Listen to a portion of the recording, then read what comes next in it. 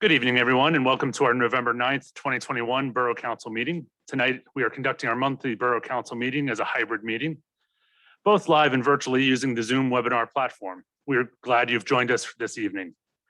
Participants, both virtually and live, attending tonight's meeting may provide public comment during the public participation and public hearing portions of tonight's meeting.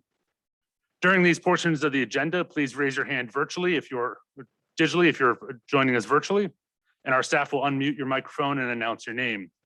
You'll then be able to make your comments. We'll have two public comment periods tonight, one towards the beginning, one towards the end. With that, thank you for joining us tonight, and we will now begin our meeting with Pledge of Allegiance and moment of silence.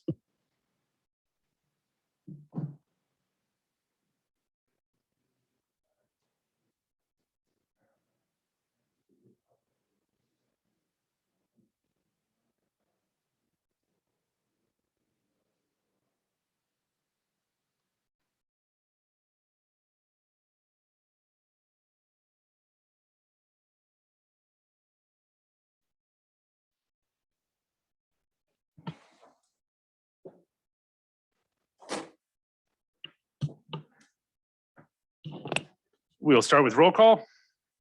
Ms. Berkeley. Present. Mr. Dalton. Ms. Dugan. Here. Mr. Kirkner. Mr. Moore. Here. Mr. Soto. Present. Mr. Weiss. Present. Mr. Ewald. Here. Mr. Mayor. Managers here, assistant managers here, lieutenants here, and solicitors here. You have a quorum. Thank you. And just for a note, Mr. Dalton is absent tonight, excused absent tonight, and Mr. Kirkner will be joining us a little bit later on. And the mayor is out running a vaccine clinic, so he will join us when they run out of vaccines. With that, our first item for tonight's consideration is October 12th regular council meeting minutes. What is council's pleasure? Mr. President, I'll make a motion to approve the October 12th, 2021 regular meeting minutes. We have a motion by Ms. Berkeley, second by Mr. Moore. Questions on the motion or any amendments or additions to the minutes? Seeing none, all those in favor? Aye. Opposed? Motion carries 6-0. I don't believe we have any presentations tonight on the agenda, so we'll move into our first round of public participation. We will start with those who are live in our room tonight. Anybody wishing to make public comment on any items, please take a step up to the podium, state your name and address, and we will move through that. After we're finished with those who are in the room, we'll move on to any members of our public who are joining us virtually.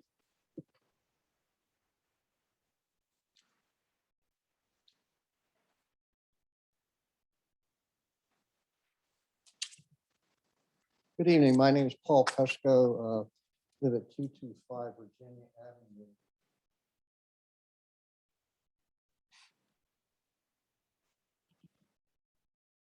Yes, I forgot to write your name down on the sheet. We haven't done this in a while, so sorry about that. So I just like to make a few comments relative to the Odessa item that's on the agenda tonight. In October, Chester County Commissioners Marion Moskowitz, Michelle Klitschline, and Josh Maxwell adopted the county's new climate action plan, to reduce greenhouse gases by 80%. In Glasgow, Scotland last week, world leaders of more than 100 countries pledged to save forests, stop deforestation, and by 2030, slash greenhouse gases to slow global warming. 2030 is only 9 years away. The leading weapon in those life-sustaining ambitions are trees and forests. Tonight in Phoenixville, a developer is requesting approval to clear-cut 12.83 acre forest and reshape a steep hillside to build a 3 to 4 story apartment building and 182 stacked townhomes. Not a single tree of that forest, some with trunk diameters of up to 40 inches, is proposed to be saved as part of that plan. Other than borough park trees, street trees, and the greenway slopes along the river, only 3 to 4 forests of 10 to 12 acres in size remain in Phoenixville Borough. all on private land, and all either under development proposal or subjected to it. This project will remove one of the best of them. Trees are not weeds. Once gone, they're gone forever. The question is, what's wrong with this picture? Most people understand the role of forests in reducing greenhouse gases, methane and carbon dioxide. Trees absorb and break down carbon dioxide, releasing the fresh oxygen back to the air and sequestering the carbon into its body, the wood. This forest has been doing that for us for at least 70 to 100 years or more. And if removed, think of a partial lung ectopy here. We lose that oxygen benefit and the trees will be ground into mulch to decay, releasing all of that stored carbon back to the atmosphere as methane and carbon dioxide, the two primary greenhouse gases. A century of work is wasted. That's not to mention what becomes of the displaced wildlife living here. Where does it go? The developer's representative replied, the question was asked, why not save some of the forest? This was at a planning commission meeting. The developer's representative replied, this is a challenging site to develop, referring to the need to reshape the entire steep hillside to accommodate the development and therefore the need to remove all of the trees. So challenging that following the excavation of the hillside, the plan calls for the installation of retaining walls, some as high as 20 feet, to keep back yards of the 7 adjacent property owners from falling down into the Odessa development. I assume that the neighbors will need to install backyard fences to prevent children and pets from falling over the walls. I understand that age-old adage that landowners have a right to do what they want with their land, and that may work in some parts of the country. But Phoenixville is a community of landowners, and communities have cooperative regulations to protect and respect the rights of all. If your backyard neighbor decided to dig a quarry in his yard, you wouldn't put up with that. And the town has regulations to prevent that. It's my opinion that this Odessa plan is the quarry in the backyard and doesn't live up to the best interests of the community. Does Phoenixville really need to remove forested land to build more dense housing? At best, this plan should be 50% forest, 10% buffer and roads, 40% housing with preservation of significant trees. I asked council to ask the developer if she would withdraw this plan as presented from consideration. If that fails, I ask Borough Council to reject this plan as presented. In today's world, in today's Phoenixville, clear-cutting forests for dense housing is unnecessary and just wrong. Thank you very much.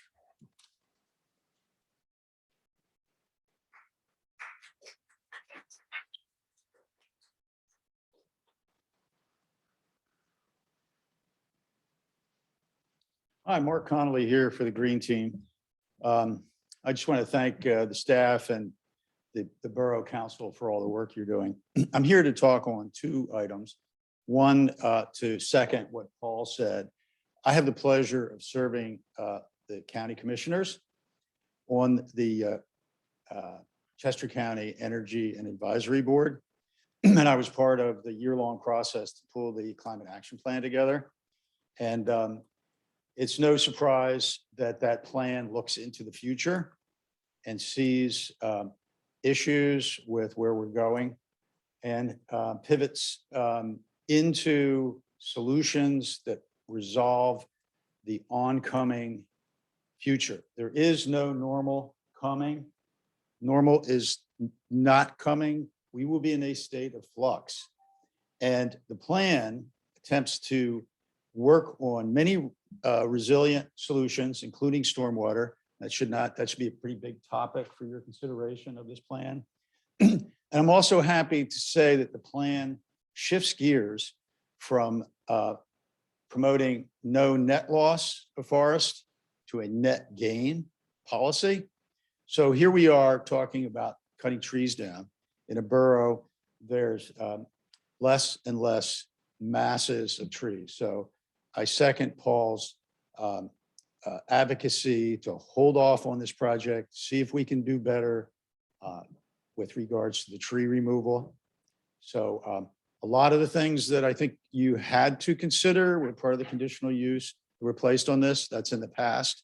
And I just want you, I understand the constraints that that places on you, but you also need to keep your head up and look at the future.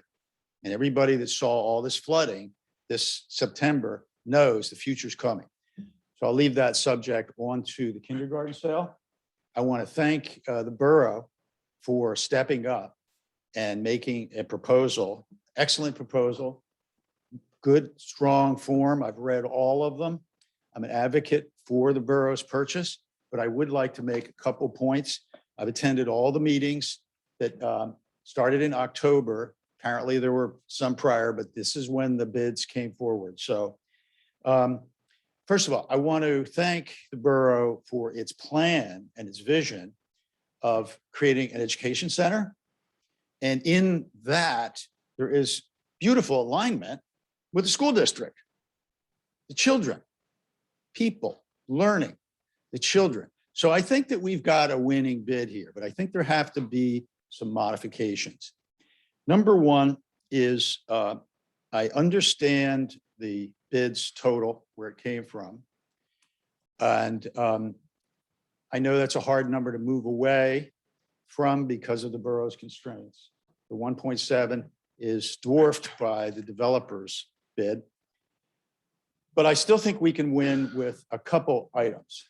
Number one, I think that this council needs to step up and say in this bid that you're going to buy this property. My understanding, and Gene, please correct me if I'm wrong, because I don't want to go off on a tangent, but this current document right now says we're in, if we can find the money, we're out if we can't. So I'm hoping that with your presentation tomorrow, Gene, more conversation, some negotiations, and some deep thinking and commitment by this council that you say we're going to buy it.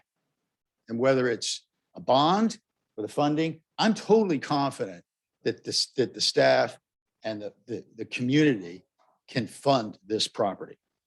So the other thing that, of course, after due diligence, so I don't want to take any of the prerogatives of the borough avoiding any kind of environmental issues. So it's not a bid with no contingencies.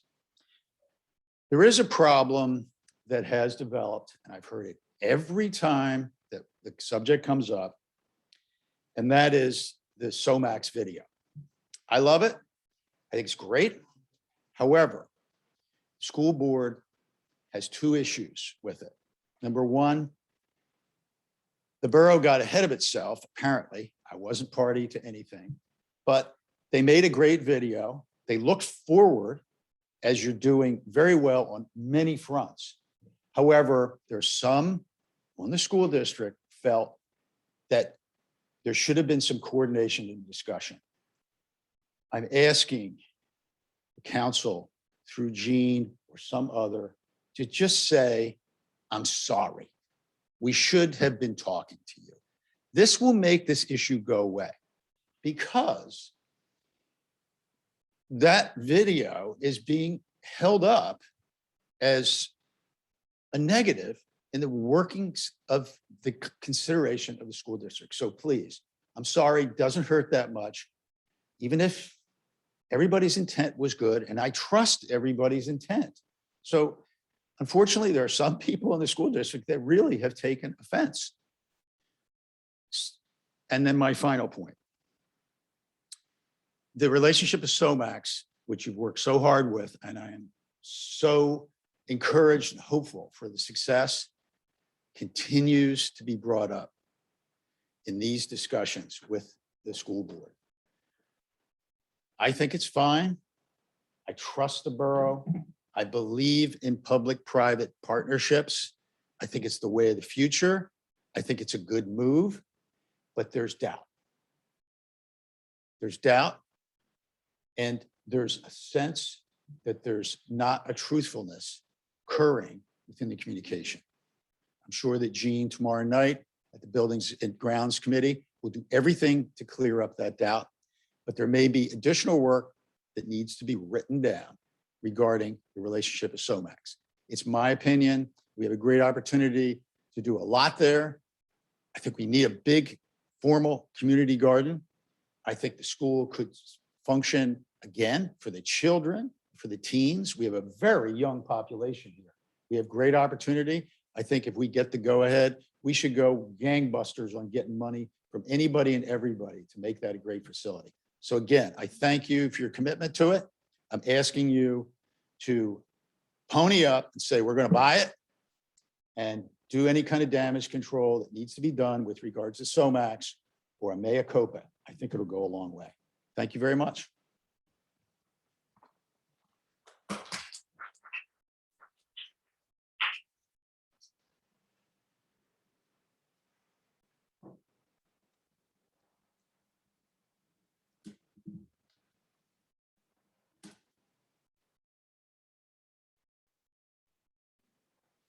Hi, good evening. David Sanic. Question, and I'm not sure it's the appropriate time to ask it, on the items on the agenda for tonight, Odessa. Can I ask a question about that development now, or there'll be time during that? You can go ahead and make your comment. Yeah, my question is, and maybe you can give me an answer.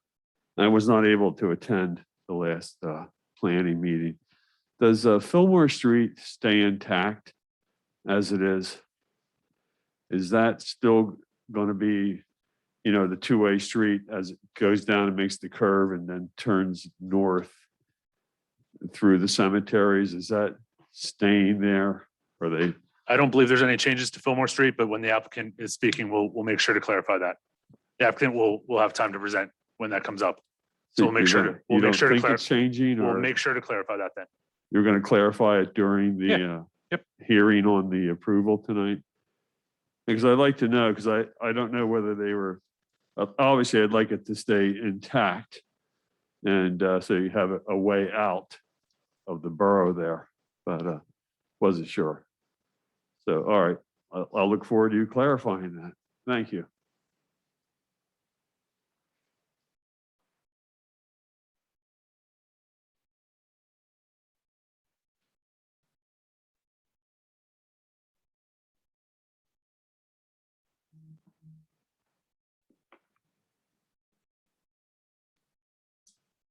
Hello, my name is Rachel Pine. I live at 126 Carson Street. And I'm relatively new to Phoenixville. I've never been to one of these meetings. And until a day or two ago, I didn't know anything about the Odessa situation. But I live right near the kindergarten complex. And the only way I found out about what was going on there was that somebody on the street was handing out some flyers. And as a result, I went to a couple of the meetings over at the school district. So my focus has been, we need green space. We do not need 85 townhouses for various reasons, which I'm sure you've heard a million times, traffic, density, et cetera, et cetera. So being disturbed about that possibility, I couldn't believe it when I saw something about this Odessa project, which of course is, much bigger and much more consequential.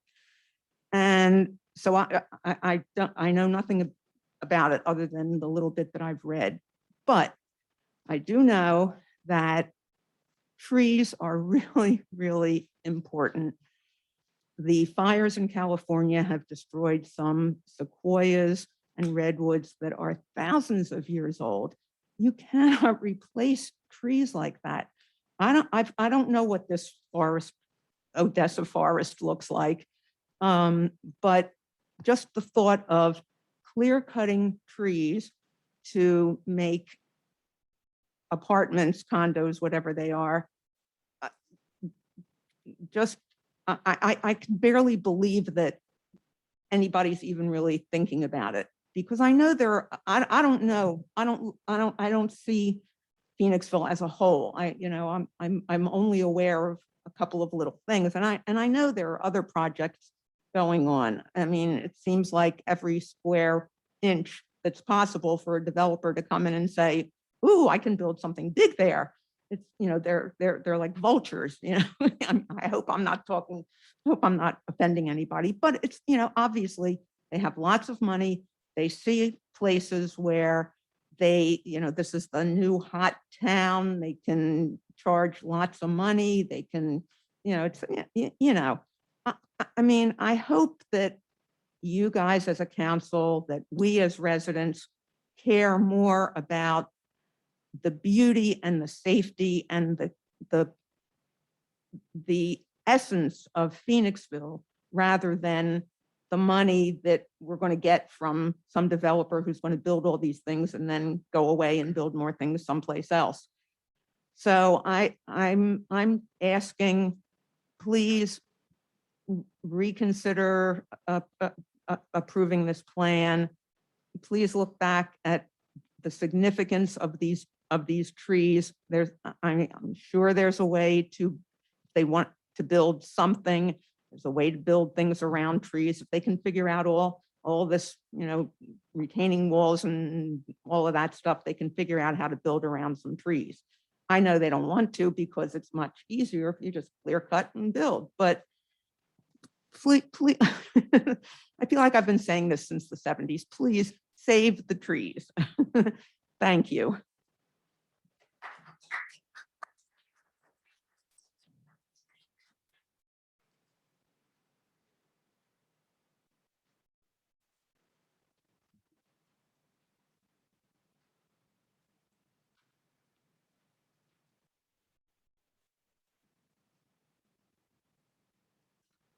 Hello, my name is Vincent Tavani. I live at 457 West High.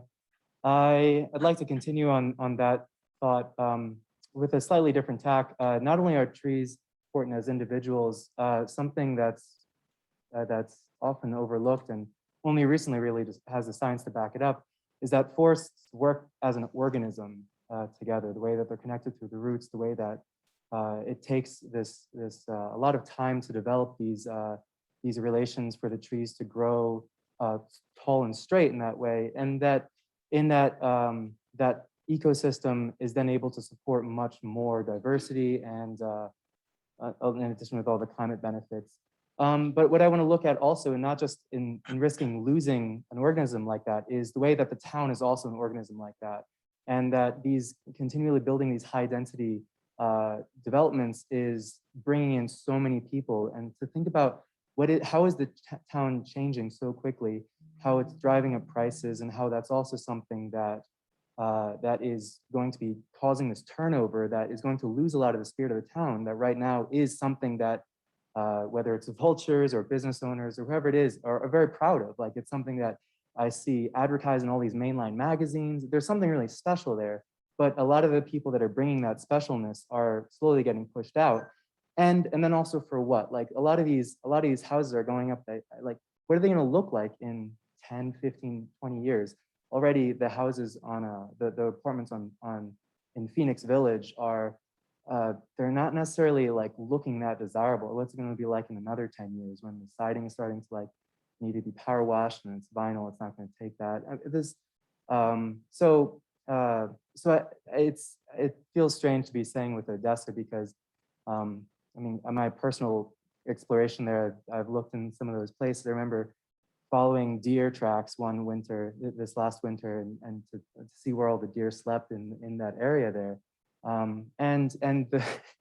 As I was leaving, someone stopped and like, "Hey, is this land for sale?" Like, I don't know. I mean, but already there's this like thought of like, what can I? There's development across the street. What can I get for this?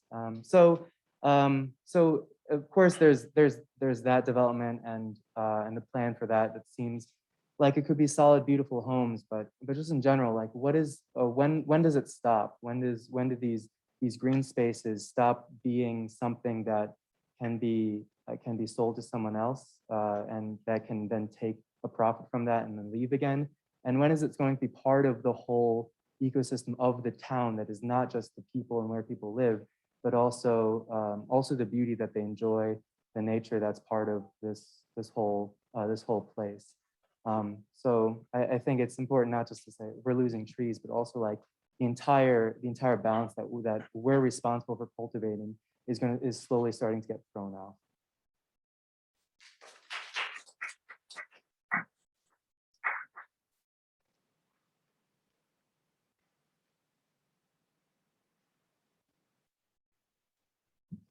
Good evening. David Lutzker from 243 Morgan Street, also with the Green Team.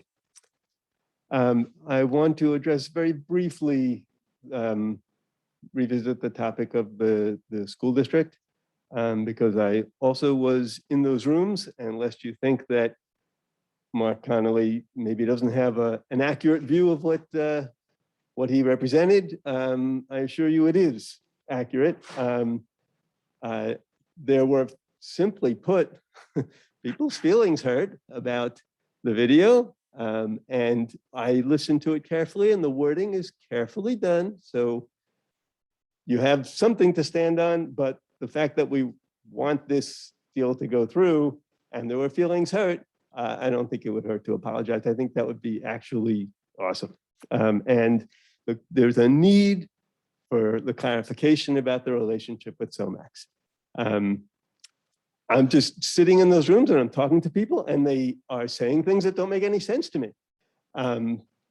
So there's a misunderstanding simply among school board members, voting members, as well as the public.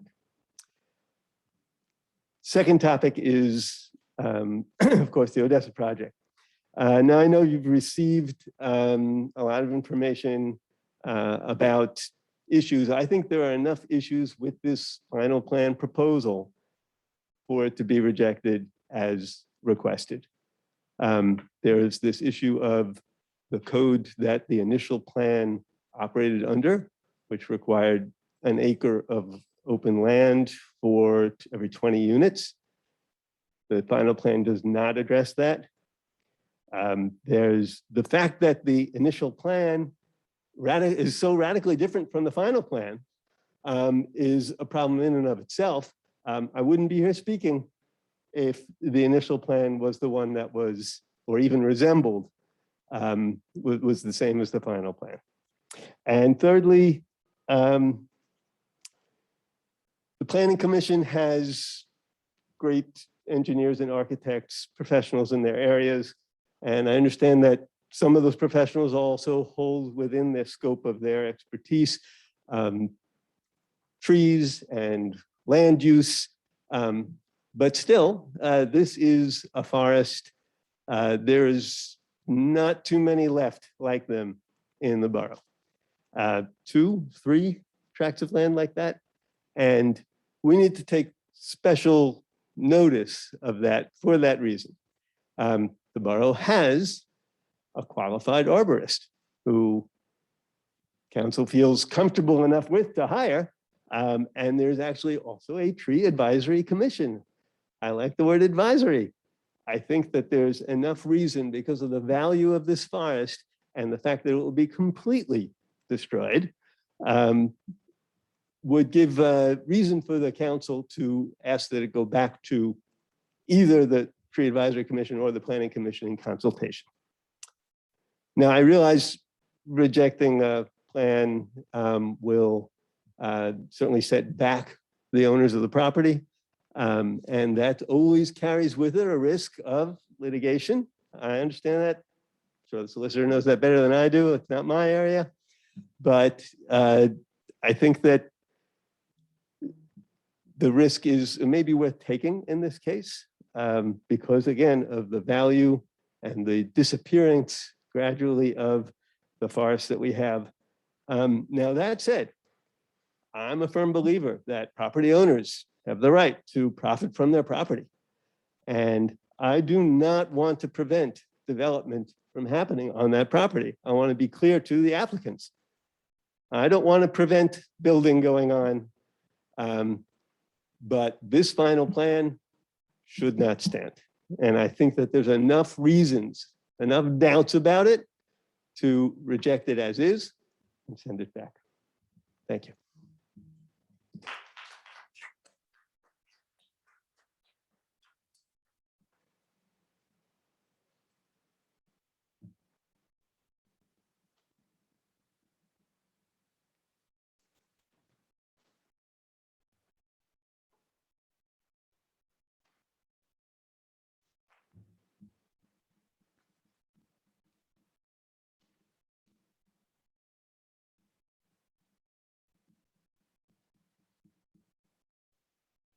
Good evening, council. I just want to start off by introduce myself. My name is Chris Rogers. I literally just moved to 128 Jackson Street just a couple of days ago. I'm in the process of a harebrained move, but I'm very excited about my new chapter, one of many in this town of Phoenixville that I love so dearly. And I also just want to preface by saying I thank you all for your service to this community, and I trust that you care deeply about it as much as I do. So I first moved to Phoenixville with my father in 2012 and immediately fell in love with this community. Then a few years later, I wanted to give my city dreams a shot, and I moved to Philadelphia. And I lived there for a few years, only to realize that that's not where I belonged. I belonged here, and I moved back here. And I love this town so deeply, but I am very concerned about the trajectory of where this town is headed. It's very conspicuous and overt now that high density development is pretty much going unabated and permeating the real lifeblood of this community. And one of the reasons I fell in love with this town to begin with was because of its precious natural beauty and resources and trails and wooded areas and the river. And I think that's a very vital component of a healthy community. It gives people physical space, but also psychic, emotional, and mental space to cope with our daily stressors and all of our problems just living in this world. And these are turbulent times, more so than in recent memory, and it seems to be getting worse in a lot of ways. And one of my refuges, my greatest refuge is either praying to God or going out into nature. And I'm just concerned about this Odessa project, and also what it being an indicator of just incessant growth in this community at the expense of what Vincent says, the overall composite health of this community, because we are one organism, just like an ecosystem. And my father lives on 125 Prospect Street, right where Balder Park is. And I've been very intimately exposed to the just heartbreak that has come from just the removal of a few trees in that park. I'm not trying to dismiss the overall project there. I think there's a lot of great things about it, and that's not what I'm here about. But I do think that is indicative of what happens to a lot of people who care deeply about open space, natural beauty, when trees get torn down and everything that comes with it. And I could go on and on about the ramifications, the ecological science and the degradation in so many ways. But I really just want to try to target your heartstrings and see it from my perspective and many of my friends who I brought out here tonight. We love this community, and one other thing I'm really proud about is in 2017, you folks, this council at least, passed the Ready for 100 Renewable Energy Pact. And that was the first of its kind, the first municipality in the whole state to do that. And I think that speaks to the independent and impassioned, groundbreaking nature of this community. But why did we do that?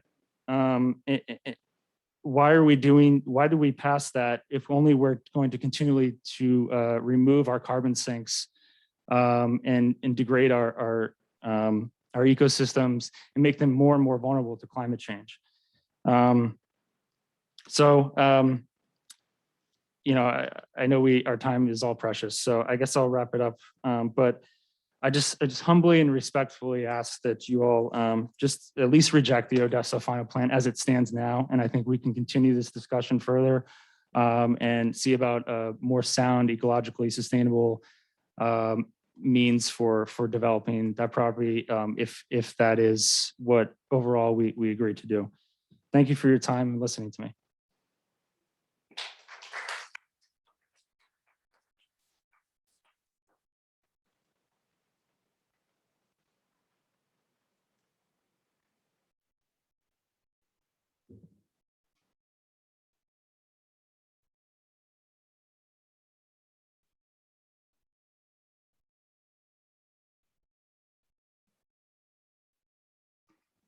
Hey, I'm Chris Labar, 216 Marshall Street. I just did a little cursory research on this Odessa project. It looks like you guys have been working on it for a year and a half, and you've taken it down from, seems like 4 buildings down to 1.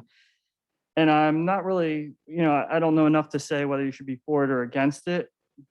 But I guess my question is, you know, well, to start off, I prefer high density housing over suburban sprawl, which was, you know, the big issue. You know, you go back 10, 20 years or whatever. You know, that takes out a lot more trees than this project does. I'm wondering, is there some open space that's buying up natural lands in Phoenixville and preserving these spaces? There's always a financial solution to, you know, to builders. It's to buy up the land and preserve it. I know, you know, out in Kimberton, they've got some natural lands trust, the Bryn Coed Reserve over there. Where can we get information on that for Phoenixville? And that way, you know, we can, you know, those of us who are here trying to save some of the trees can actually, you know, throw our help in a place that it sounds like this, a year and a half in, it sounds like this project is largely happening. And whether it's 4 buildings, 1 building, or several small buildings, whatever it comes to, where can we better place our efforts?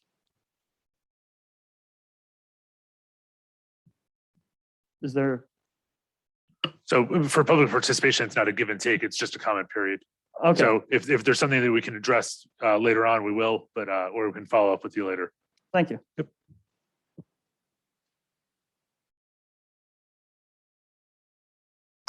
Any other members that are with us here in the room?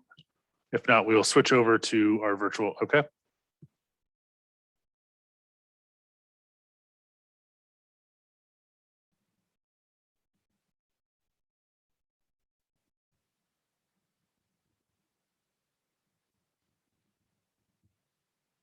All right. Hi, my name is Emmeline Fox. I live at 351 First Ave.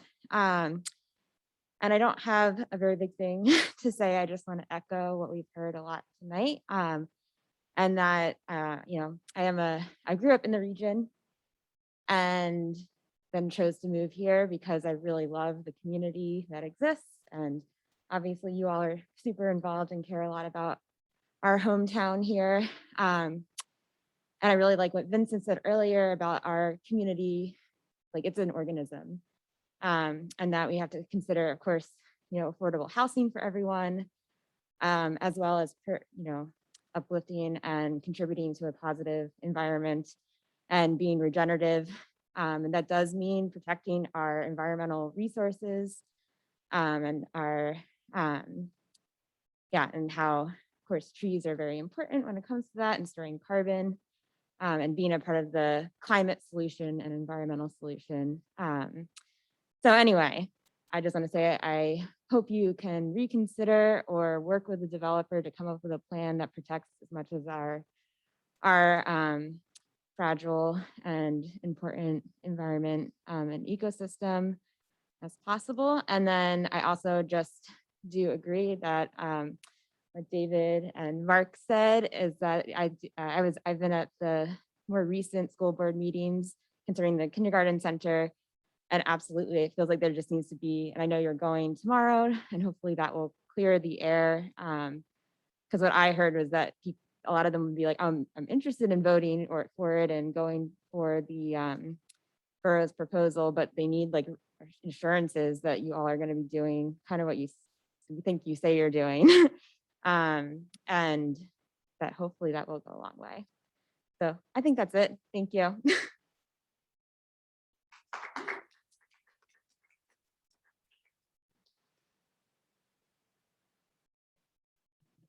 Anyone else in the room? Otherwise, we'll start with our virtual guests. Okay. Okay, Mr. Ewald, here we go.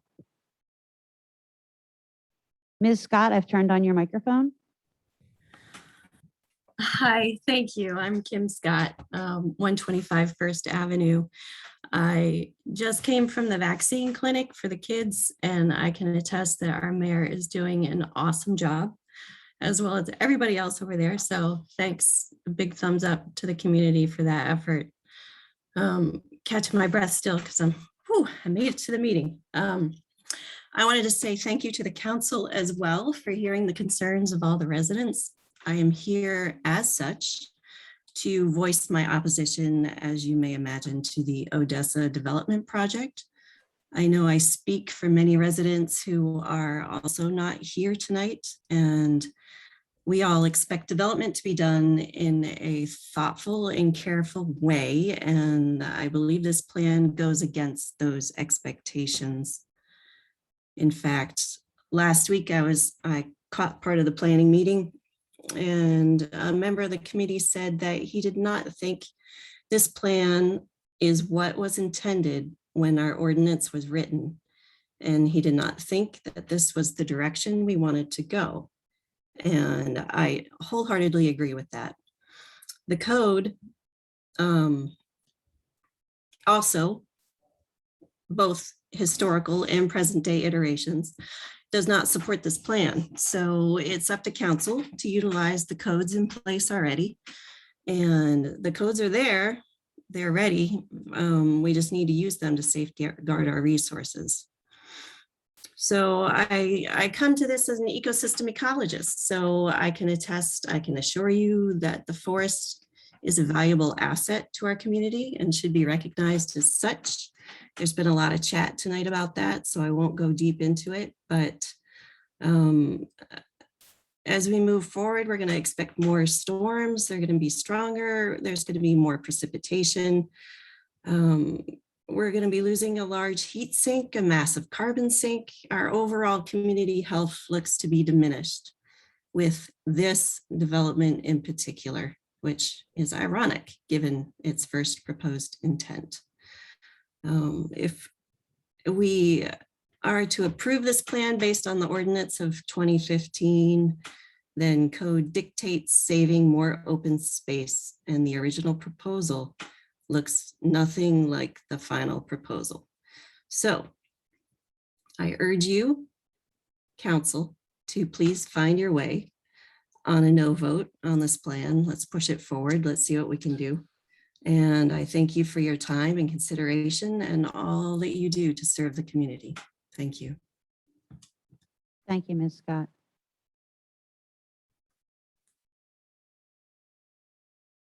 Ms. Hilly, I've turned on your microphone.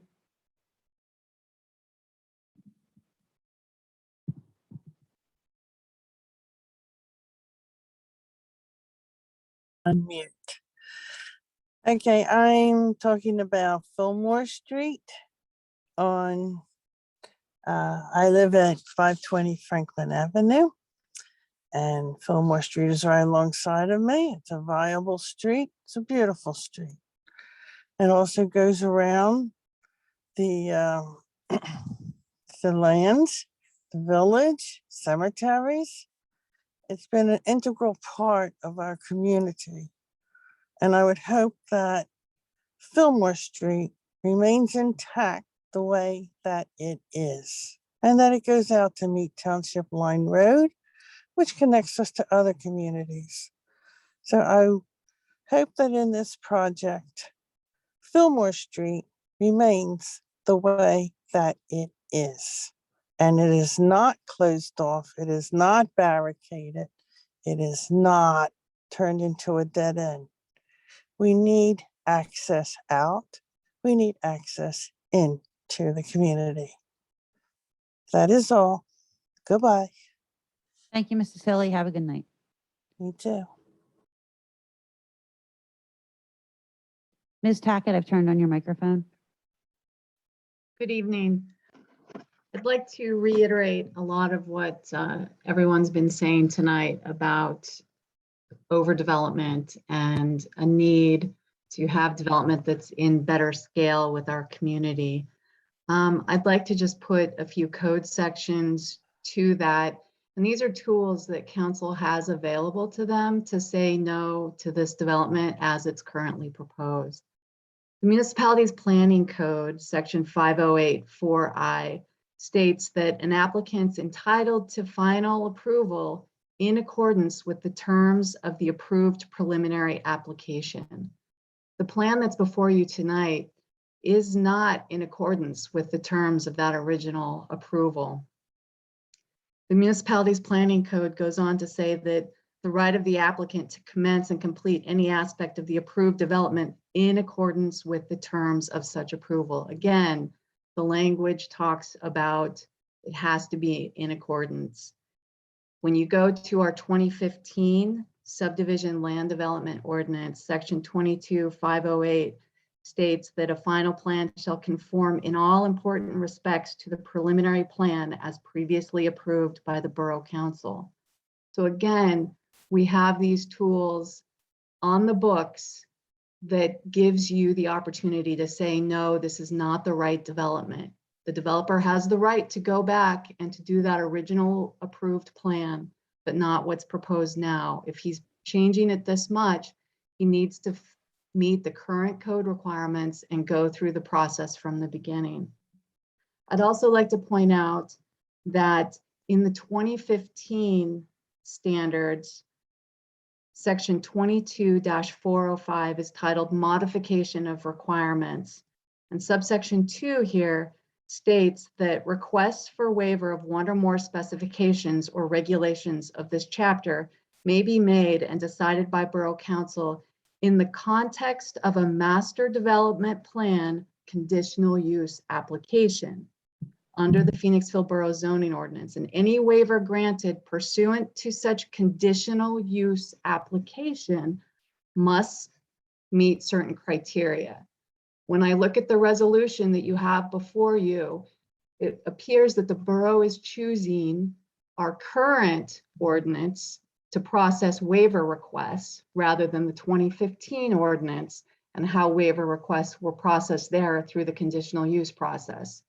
You have to choose one or the other. Either you're sticking to the 2015 code or you're sticking to the current code. And it looks like it's kind of a back and forth sort of thing. So those are a couple of the key things that I wanted to point out, that you do in fact have the tools in front of you available to say no to this specific development and say something reasonable makes sense here. Either the developer should go back to the original approved plan or come up with a new plan that meets our current requirements. With regard to the kindergarten center property, I would just like to question how it is that the school district has development proposals showing high density residential. That property is zoned RI, residential infill development. And this district states that for new development, existing development patterns and densities shall be used to guide, regulate new development. That property is surrounded by single-family detached homes in that neighborhood. So it seems to me that any development proposal on that property should be in keeping with the zoning district. Now, I don't know if one part of the borough told the developer they could do high density, and now the borough is trying to put a bid in that's a lot lower price than what the developers are, but it's almost like we're undermining ourselves. if the developers had put in a proposal based on single-family detached dwellings, I suspect that their proposed price would probably be much more in line with the boroughs, and then it would be an easy choice for the school district to choose the borough. So I really think that that should be pursued, and the developers should be asked whether or not their proposed bids would stand if they could only do single-family detached dwellings consistent with the zoning district and the adjacent neighborhood. Thank you. Thank you.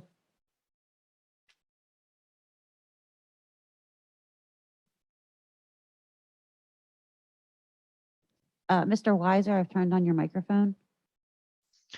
Hello, thank you. I'm Daniel Weiser. I live at 71 Washington Avenue. I don't have anything to add to the Odessa project. With the rest of the community and what they've had to say, I'm completely in line with them. I don't necessarily think additional, high density buildings is something that the Phoenixville Borough needs. More specifically to my joining tonight, I wanted to talk about the kindergarten center. I have, as other members who are in person and have spoke, I have actually partaken in quite a few of these school board meetings so far. And like others have said, I think the perception from the school board towards the borough council has been less than ideal.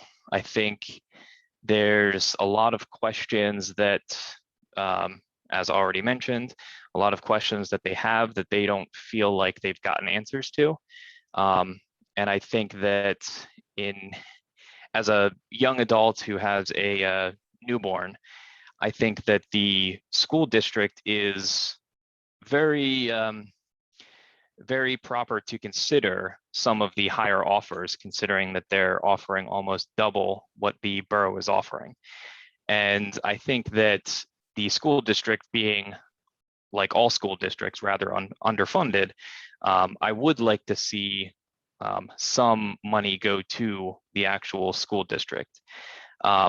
If, as I believe discussed in another meeting at the school district, if there's limits on what the council is legally allowed to offer based on the appraised price of the property, considering that there are offers of double that price, I would like to have both parties negotiate some other alternative.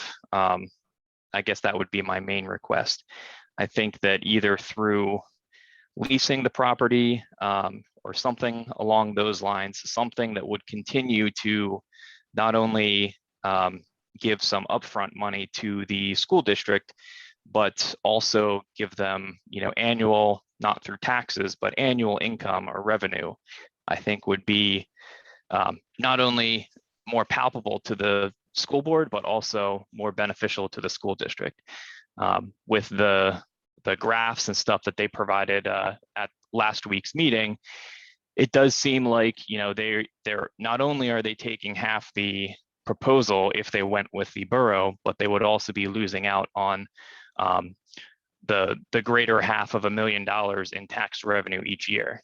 And I think that that's something that takes a lot for the school board to basically dismiss, even though it seems like the majority of the school board on some level is in favor of keeping the property as a more of a public property, or instead of owned by a developer who wants to build as many buildings for as cheap as possible and sell at the highest rate before they're outside or they're out and gone.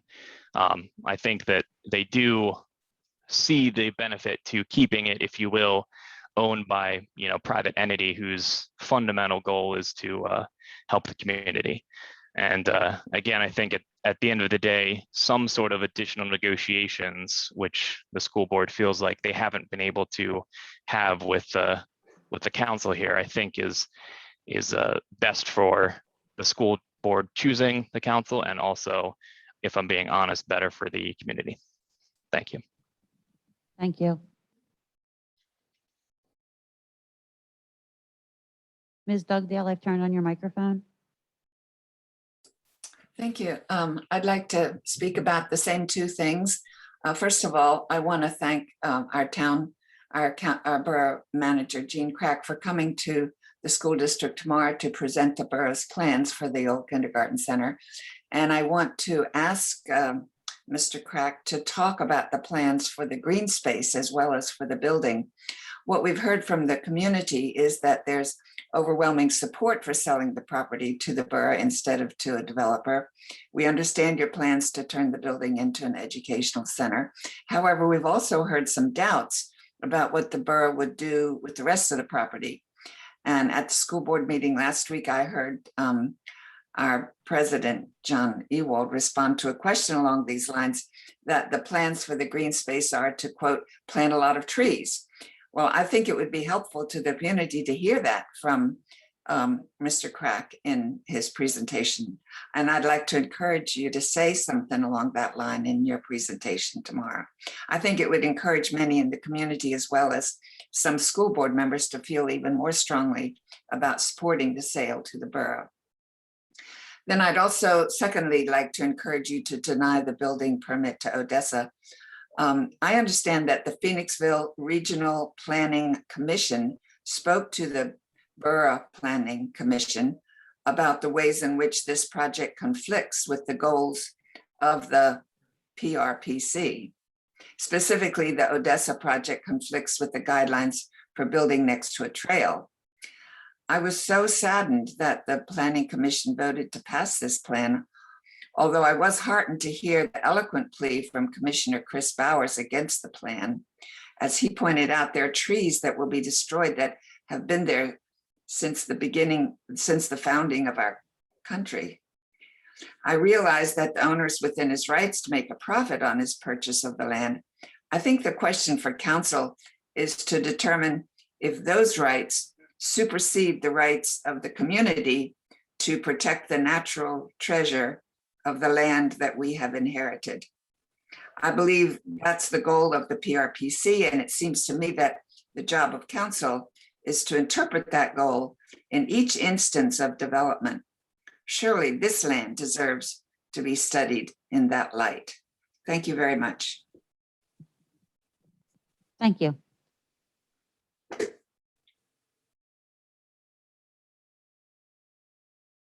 Ms. Matterford, I've turned on your microphone. Thank you. I also urge you to deny the Odessa action item in full. As previously mentioned, there are codes and standards in place that the borough can utilize to accomplish this. The Odessa project is clearly not the original plan brought forth with regards to the original audience of senior living or the building structures that are proposed for this land. As such, if this is applicable here, then Odessa should be rejected as submitted, and the developer needs to restart and follow all current codes and regulations if Borough Council is going to allow any development of this area. But ultimately, any development of this area should be denied and not allowed to happen in any form. Those in the in-person participation, and also those who have spoken online before me, have all given excellent testimonies on the importance of these trees, including the initiative that the county commissioners have passed. The borough has to seriously consider how converting this forest to mainly impervious surface is going to affect those homes around the development and those below the development.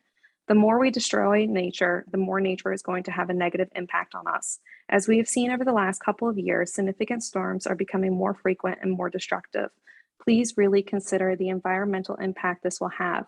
The benefits the mature trees provide to our climate is irreplaceable, and it's a travesty to erase them.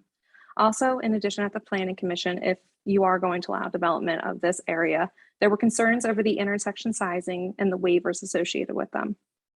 If there are concerns with vehicular traffic, there are two egress roads, one on Township Line and one on Fillmore Street, and that would allow for plenty of access to this development. There would be no need to continue utilizing an extension of Ashburn. I would suggest removing the allowance for commercial space and the extension of Ashburn Road. That would promote only the residents and their guests for accessing these roads, limiting the amount of traffic. If you do extend Ashburn Road, that would create yet another intersection with the SRT of a road. There are currently 4 with the 5th upcoming in Steel Point. The distance from Fillmore intersection with the SRT to where this Ashburn intersection would take place is 130 steps.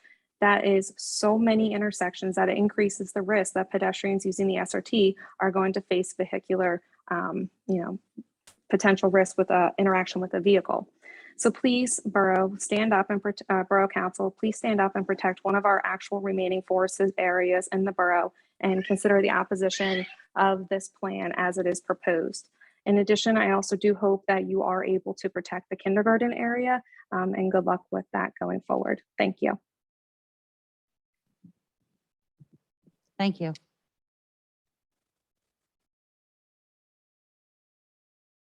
Ms. Zabka, I've turned on your microphone. Hello, I just also have some remarks about Odessa. I'm Shannon Zabko. I live over at 338 Washington Avenue.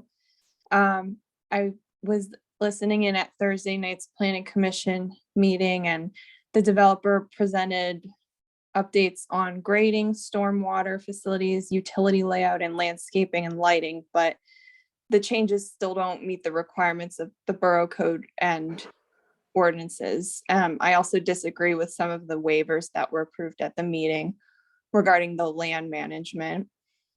I was surprised that this passed through Planning Commission because the plan does not agree with so many of the municipal planning codes. So we're all here tonight asking you to send this back and require more of this developer. It might take a little bit longer to reach the finish line, but Phoenixville needs to do this the right way. Borough code dictates 50% of woodlands must be retained and 1 acre of open land should be retained per every 20 units. Also, the latest Phoenixville Regional Comprehensive Plan recommends limiting vegetation removal area needed for construction. There's no excuse for the amount of units proposed to be crammed so densely right up to the trail, with such little retention of open space on a nearly 13-acre property. This is also notably a property that acts as part of the watershed near streams that empty into the Schuylkill River. Therefore, a plan that requires sustainable landscaping and housing that is much less dense is required. The property contains large trees that need to be protected. When we remove large trees in the borough, we have a tree code in place which dictates the exact number of trees that need to be replanted. So please ask the developer to leave a much larger woodland buffer between this property and the nature trail. Please ask the developer to reduce the number of housing units by at least half, given the location and following the guidance in the PRCP. Please ask them to set aside an appropriate amount of woodland and limit vegetation removal, and do not allow this property to be bulldozed indiscriminately and then bandaged with tiny saplings. Please do everything you can to require least disturbance possible to this precious piece of land. Thank you.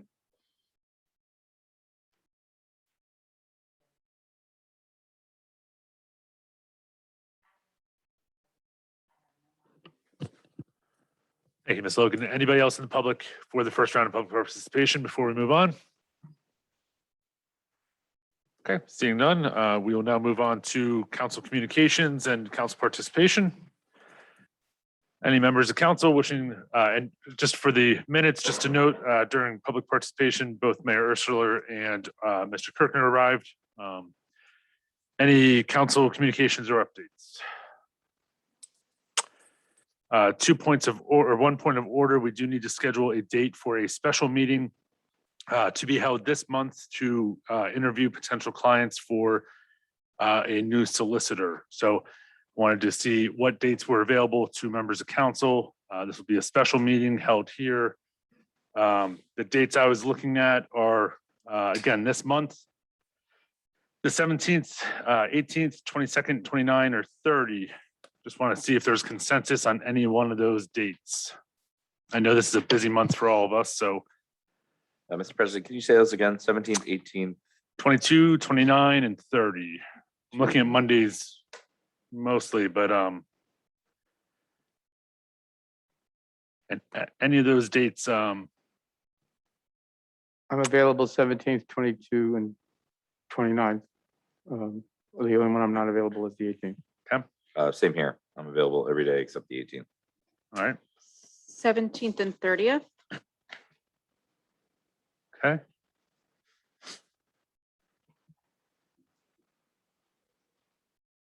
Of course, I can do the 18th, but that doesn't look The one good. nobody's mentioned. Yeah, 22nd. Was that one of them? 22nd's one of them. I could do that one. Right now, the most votes go to the 17th, but Mr. Kirkner, any of those better or worse? Any date. is Okay. Okay with me. Ms. Berkeley, how was the 17th? Does the 17th actually work for everyone? Actually, no. Okay, moving on. I'll try to make the 22nd work. 22nd work, for Ms. everybody Dugan? else. Yeah, Okay. that's a good one for me. Everybody else for the 22nd? Do we have any meetings that conflict on the 22nd?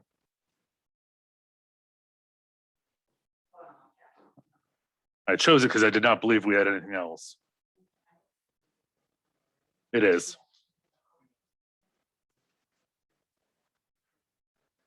So we'll be scheduling a special meeting at 6 p.m. Monday, the 22nd to interview solicitors.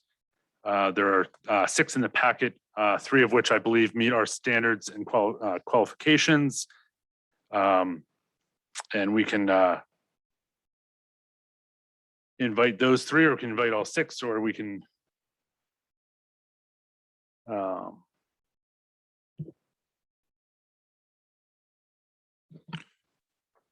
For your, I mean, obviously you can do all 6. My recommendation, as we've done in numerous other times, is to pare that down to a select group of 3. I mean, that would be easy on you and you know, maximize your team time, but it's totally up to you. So the 3 that I felt that met our standards were Whistler, Gothrop, and Lamb-Mackerlane. So if everybody on council is okay with that, we can move forward with those 3 applicants for 6 p.m. on the 22nd. Great, that wasn't too bad. The only other item I wanted to do was I just want to thank staff for the tour of the rec center yesterday. It is a tremendous building. We are excited to see it actually fully built, and we look forward to moving into that. So thank you, staff, for arranging that for us. Any other communications or council participation tonight? Seeing none, we'll move on to the mayor's report. Mr. Urschler. Thank you so much, Mr. President. Everyone, thank you for being here today. Especially thank you to all of you who are here joining us in person and those of you who are joining us virtually. Just a couple of things. Thank you for this incredible past month. We had some wonderful Halloween festivities, our fall festival, also an incredible canal relief concert. Just a little note to that. I just want to make a very special mention that certainly members of our borough staff, as well as our Office of Emergency Management and a number of nonprofits here in the Phoenixville community, as well as a number of residents in Phoenixville, have been extremely supportive of our neighbors in Montclair. Certainly, I know that we had a number of homes and cars that were damaged here in Phoenixville, but the damage in Montclair after Hurricane Ida has just been devastating. Almost 200 people were left with significant damage to their homes. And so through the Phoenixville Community Health Foundation and our Office of Emergency Management and a number of programs, we've been able to help get grant money that has been brought over to Montclair, and we've been able to help a lot of people where their insurance companies and FEMA have not yet provided funds for them to get their houses back up and running. So thank you so much. We also have a number of nonprofits still in our community, including Ann's Heart, which is actually still sending food twice a week to a number of residents, to about 35 residents over there whose kitchens are not yet up and running. Also, very special bed races we had over last weekend, which helps to support Ann's Heart, our Code Blue shelter, as well as the Good Samaritan shelter. And then an incredible event, Oktoberfest at the Senior Center with the Lukens Band out in their parking lot. Upcoming this month, we have Rise Against Hunger on the 13th. You can check out some of the Facebook pages for Holy Ghost Orthodox Church. They have some information about that program, as well as the Rotary Club of Phoenixville. On the 14th in Reeves Park, I believe there will be a vigil for homelessness. On the 20th, there's the Chamber Gala, a very special happy Hanukkah to all of our friends who will be celebrating Hanukkah this year. And then also a very happy Thanksgiving. I wish all of you and your families a very safe and happy Thanksgiving. And right after Thanksgiving, if you want to make sure to work off that incredible dinner, you can join us for the Burn Off the Bird, which is an incredible 5K put on by the JCs. And that's on Saturday, November 27th. I just want to personally thank you all. I apologize for my tardiness. I was actually over at Manavon Elementary School, and I want to give a special shout out and thank you to our school district, our Phoenixville Office of Emergency Management, Phoenixville Hospital Tower Health, West End Valley Forge Fire and EMS, and the Gateway Pharmacy. And we've been putting on one of the first clinics for children 5+ to receive vaccines, and that's happening right here in Phoenixville. We have another one scheduled this Thursday. Tonight, over 150 students who are over 5 years old received their first dose of the vaccines. So thank you so much. Certainly vaccines are available in our community if anyone would like one. And it is incredible if you are in the school district, make sure that you're watching all of your communications. We will be traveling around with that mobile team to all of the different elementary schools so that we can give those students the vaccines in a place where they feel most comfortable. So thank you all so much. Thank you for being here. I especially want to thank you. I know sometimes certainly meetings can run a bit long, but I think it's so important for people to be here, to be part of this process, to be engaged in Borough Council. And so it's really exciting to see all of you out there again. And thank you all so much. I know sometimes the decisions that we make are hard, but certainly we as a community can respect one another as we go through this process, and certainly respect the democratic process and make sure that everyone's voice is heard and everyone's opinion is valued and valid. So thank you all very much. Thanks for being here. Thank you, Mr. President. Thank you, Mr. Mayor.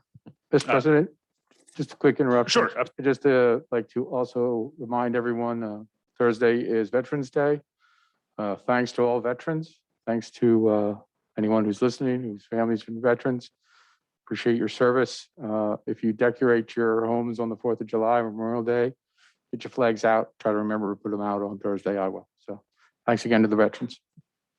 I'm so sorry. We do actually have a very special veteran turning 100 also on Veterans Day. So I do apologize. Thank you, Mr. Moore, for reminding me.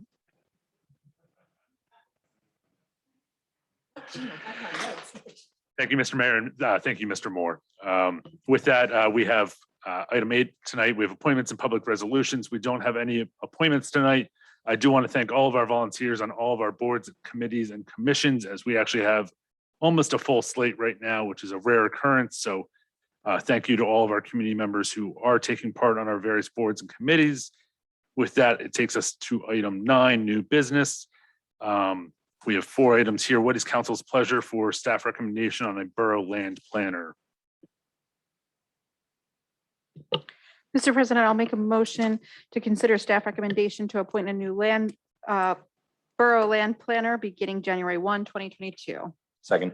We have a motion by Ms. Berkeley, second by Mr. Weiss. This is due to the retirement of our long-term land planner, Ray Ott, and this is for the appointment of Gilmore and Associates as our new land planner.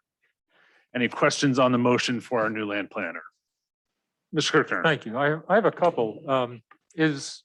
And I guess this would be directed to the manager, who's the representative here of this committee. Gilmore and Associates, is that the firm that's doing the comprehensive plan right now, the borough comprehensive plan? No, that would be HRG. Okay.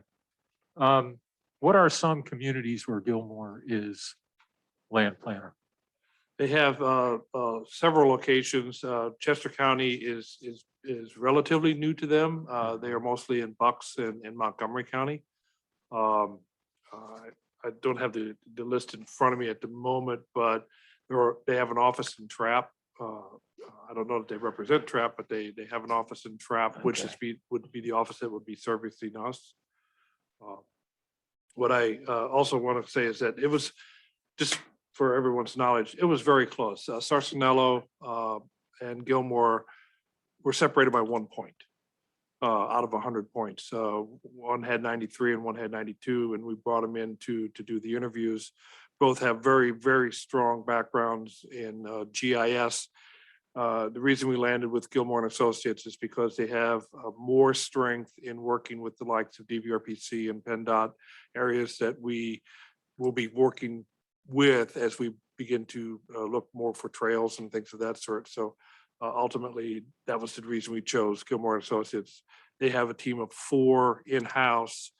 Sarsenello has a team of 3 separated by different locations. Now, in today's world, obviously, that doesn't really make a lot, but the fact that they're nearby in Trap was one of the dominating factors. Thank you. Any other questions on the motion? Okay, seeing none, all those in favor? Aye. Opposed? Motion carries 7-0. Our annual cancellation of December meetings, what is council's pleasure? I'll make that motion, Mr. President. Okay. To cancel the Police Personnel Public Safety Committee meeting, Parks and Rec Committee, Infrastructure Committee, Finance Committee, and Policy Committee meetings for December. We have a motion by Mr. Kirkner, second by Mr. Moore to cancel our December committee meetings, which is what we do typically after passing the budget. Any questions on the motion? Seeing none, all those in favor? Aye. Opposed, motion carries 7-0. And with that, I believe Mr. Manager may have some updates on this. I just want to, next week, we have a drill, the Limerick drill, which every couple of years. And this one is going to be audited by the federal government. So it's going to require twice as many people, which we can't do in the caucus room. We have to actually do it in here, and with social distancing.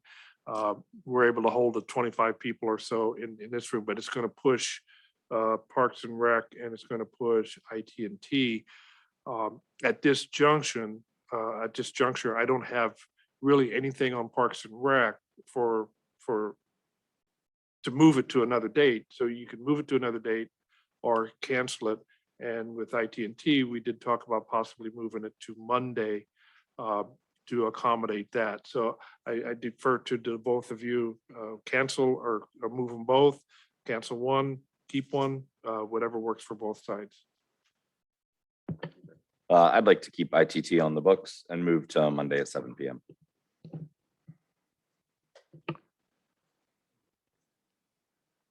And Mr. Soto? Unless I hear an objection from Alyssa or anybody else from staff on Parks, I'm fine with canceling the Parks and Rec meeting. All right. So infrastructure will be moved to Monday, November 15th at 7 p.m. in this room. And Parks and Rec will be canceled for the month of November. Mr. President, point Mr. of order, just to be consistent Sure. with item 9B, I think that should be made in the form of a motion to cancel the Parks and Rec meeting and move the Infrastructure Committee meeting to Monday. What's that date? The 15th. Monday, the 15th. I make that in the form of a motion.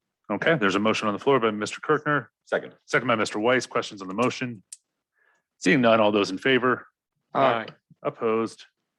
Motion carries 7-0. Thank you for keeping it formal. Okay, and now we have a review of 2022 enterprise funds and general funds draft budgets. Mr. Crack. If you will bear with me, I'll try to get this up.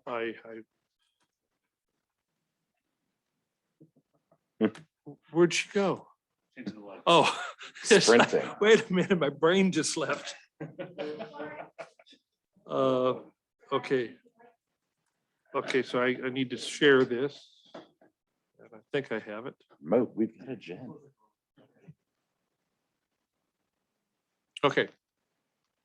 So hopefully you can see it. Hopefully the audience can see it. Basically, we start the budget process for those that are new to the community and or those that are here tonight have never seen.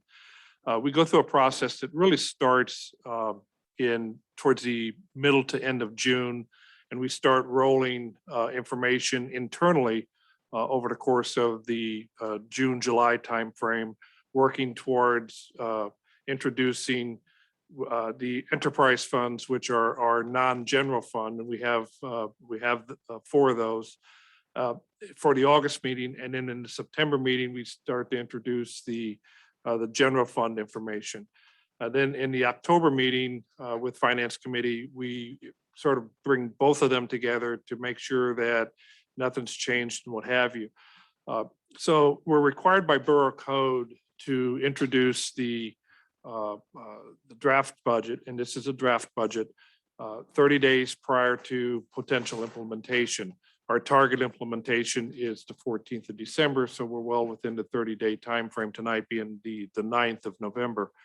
And so we introduced the draft budget, and you'll see that at the end, I emphasized that there are still things out there that we have to work our way through. We have to work our way through insurance-related issues. The assessed valuation has not been provided by the county. It usually comes in sometime this week or next week. And then also our earned income tax assessments based on the information that we get. So we're still compiling information and recognizing that what you're going to hear tonight it has some implications, but we are and will continue to work on the budget. We still have a finance committee meeting later this month in 2 weeks from tonight. And then we have the final council meeting, or at least the council meeting. Council could also decide to defer the budget up to and including the end of the year. So there's a lot of moving parts, and I just want to make sure that everybody understands it before I get started on this. So if you bear with me, I'll start the process, which is figuring out how to work my computer. Great. There. Okay. So the first thing we talk about is just the pension fund, and this really explains that we have two primary funds of pension. One is the non-uniform fund, which is everybody in the borough, non-uniform and and management that are part of this fund. And then there's the police fund. The non-uniform has had a balance as of September of about 15 million. The MMO is the minimum municipal obligation, which is what we're required to pay into the fund on an annual basis. As you can see, the employees contribute about 2% of wages towards their pension. And so at the end of the day, the borough makes up the difference between what the MMO is and what the contributions are. And so the general fund reaches in and pays about, for 2021, at the end of the year, $177,505. With the police fund, it is 20 million as of September. The MMO is 598.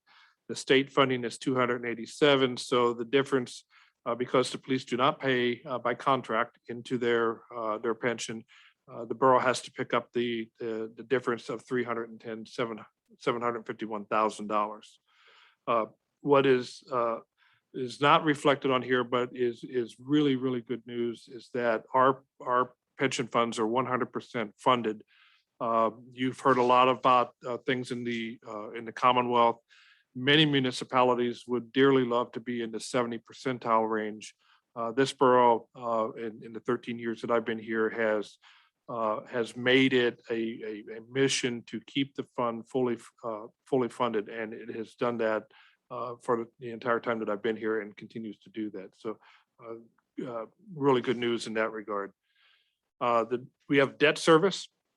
We have a 2012 bond. We're down to, at this point in time, we're from 10 million down to, I believe it's 6,915,000. The bond is stated to mature in 2037. Now, this is a combination bond, actually.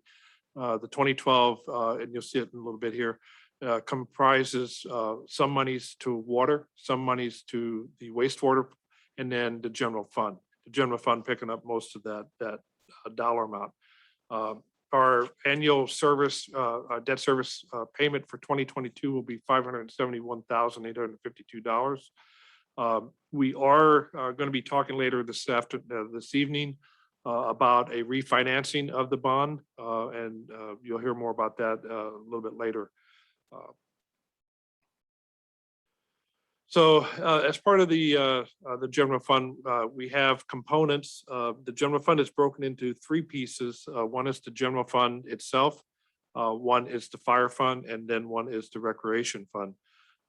And so in the fire fund, these are the LST is what's called local service tax. That's the amount of funds that we get from the $51, I believe it is, on an annual basis that is paid by people that work towards that fund. 74,000 of that goes to the fire department. Then we've received fireman's relief from the state. That's a direct pass through. It comes to us, but then we directly turn around and send it to the volunteer department. At the end of the day, we have that income, and we have expenditures of $1,011,000. We have to transfer from the general fund to pick up all of the other necessary pieces of that, $849,325. So similarly, Parks and Recreation, the income from Parks and Recreation is targeted to be $262,150 in 2022.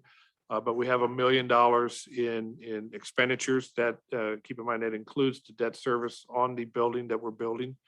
So at the end of the day, based on that, we have to transfer from the general fund $819,095. Liquid fuels is pretty much a standalone.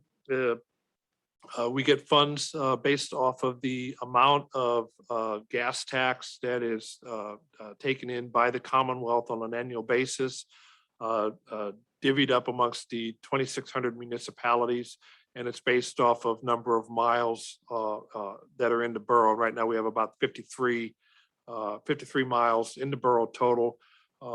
For about 8 of those are state highway, and then the other 43 is borough streets.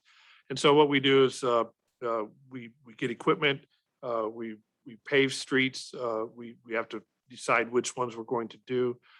For 2022, we are targeting the acquisition of a new dump truck with a plow spreader, broom attachment for the skid steer, which helps move debris off of roads and the like. A flail mower for our tractor, which allows us to do a lot of work along the trails. And then we're looking to do about $400,000 in mill and overlay on various streets in the borough for 2022. Now, what we do with that, we try to combine that opportunity as a match to county funding, where we will typically figure out which streets need new water lines. And so we'll take and match that up, do water lines in those streets, then come back and do a mill and overlay and improve that. But also included in that is as you know, we have a new walkable streets project where we identify the locations in the borough where the intersections don't have good crosswalks or ADA crosswalks. And so as we do our streets and overlay, we are now, if we do an intersection, all 4 of those corners will get upgraded. And if they don't have ADA accessible ramps, they'll get put in. And if they're out of compliant, we'll improve them to make them compliant. So we're expecting about 432,000 plus in revenue. We're looking to spend about 349. That gives us an uptick of about 82,000 towards the overall. So currently we have $1.3 million in the fund balance, but as you saw in the previous slide, we're going to be taking 586 out of that. So we'll be dropping down to the 500,000 plus the 82 difference between these 2 items here. That puts us back in line. We were a little over for our comfort level as we get audited on an annual basis on liquid fuels. And so we wanted to make sure we did spend needed dollars in 2022. General fund, this is where we talk to all of our various departments, and you can see we identify them. Codes is looking for a new truck to replace an existing truck. The police are looking to replace a vehicle, bring in security cameras, and bring in 2 items of software, which will help streamline some of the management down in the police department. The streets department is looking to replace in the downtown, we have the blue pedestrian lights along Bridge Street and some of the other streets over the bridge over on the north side. All of those are basically incandescent lights. We are looking to replace those starting in 2022, beginning a process of replacing them with LEDs. So we're going to be upgrading all of those incandescents, which there's about 300 poles at this point in time. We're going to start the process of converting them to LEDs. And then we need to pave. We put in a pole barn last year. We're going to do a little paving around that to facilitate getting in and out. And then in recreation, we're looking to do the internal walkways. As you may recall, a couple of years ago, we did external. We replaced the sidewalks completely around Reeves Park, replaced it with 6-foot wide sidewalks. We're looking to replace the sidewalks that the blacktop is worn down and what have you in Reeves Park. We're looking to replace that. And then replace some, put in some bleachers at C. John Fisher's and Veterans Parks. Replace the Pat Nattlefield backstop, and then repave the Morris Street basketball, resurface that basketball court. And then on the personnel request, all recreation, as many of you know, we are building a brand new recreation facility, 38,000 square foot facility with gymnasium. Those that were previously on tour and then those that toured yesterday recognize that the size of that building and the opportunities that we're having pretty much necessitates, almost dictates that we bring these people on board to get that facility up and running right from the day we open the doors, which right now we're targeting around March. We expect to have that building completed late December, early January timeframe, and then we have to transition into that. So March timeframe is likely when we'll do a grand opening of that. But these are the people that would are needed to make that building function. And then the general fund itself, basically, I mean, cutting to the chase, obviously council has the entire budget in their packet, but I kind of sieved this down to the brass tacks, which is we're estimating 16,044,000 in revenue and 16,525,000 in expenditures based on what I just told you. That is a net deficit of 480,000. You can see at the bottom what that means is that if everything were to be approved and we're targeting the December timeframe, we would migrate the millage from 7.20 to 7.82. But that's not actually the millage of the general fund, and I'm somewhat off on that. So on the general fund side, the current millage is 4.71, and it would actually take it to 4.90 on the general fund side. And just for clarity, based on the fire and based on the recreation, so that we're clear, and it wasn't on the slide, so I'll bring that up. On recreation, our current millage is 1.19 mils. Based on the information that I showed you, it would go to 1.44. And on the fire side, the current is 1.30 mils, and that would go to 1.48. So the 1.48, the 4.90, and the 1.44, that's where that 7.82 combined comes into play. On sanitation, on the capital side, we're only looking at buying rear load dumpsters. Our trucks have the capability of being able to take dumpsters from the rear load side, and basically it allows us to go to possibly some of the new developments or some of the downtown locations and place dumpsters instead of all of the toters that you currently see. That'll clean a couple of the areas up. Examples most predominant are along Prospect Street behind the 100 and 200 blocks. If we can take a lot of those toters and get them out of there and get rear loading dumpsters in there, it's going to just be much better for both the the businesses, as well as the amount of dumpsters and toters, the number of toters on the streets themselves. So, and then we're looking to add a laborer to the department for a total of 78,500 for that.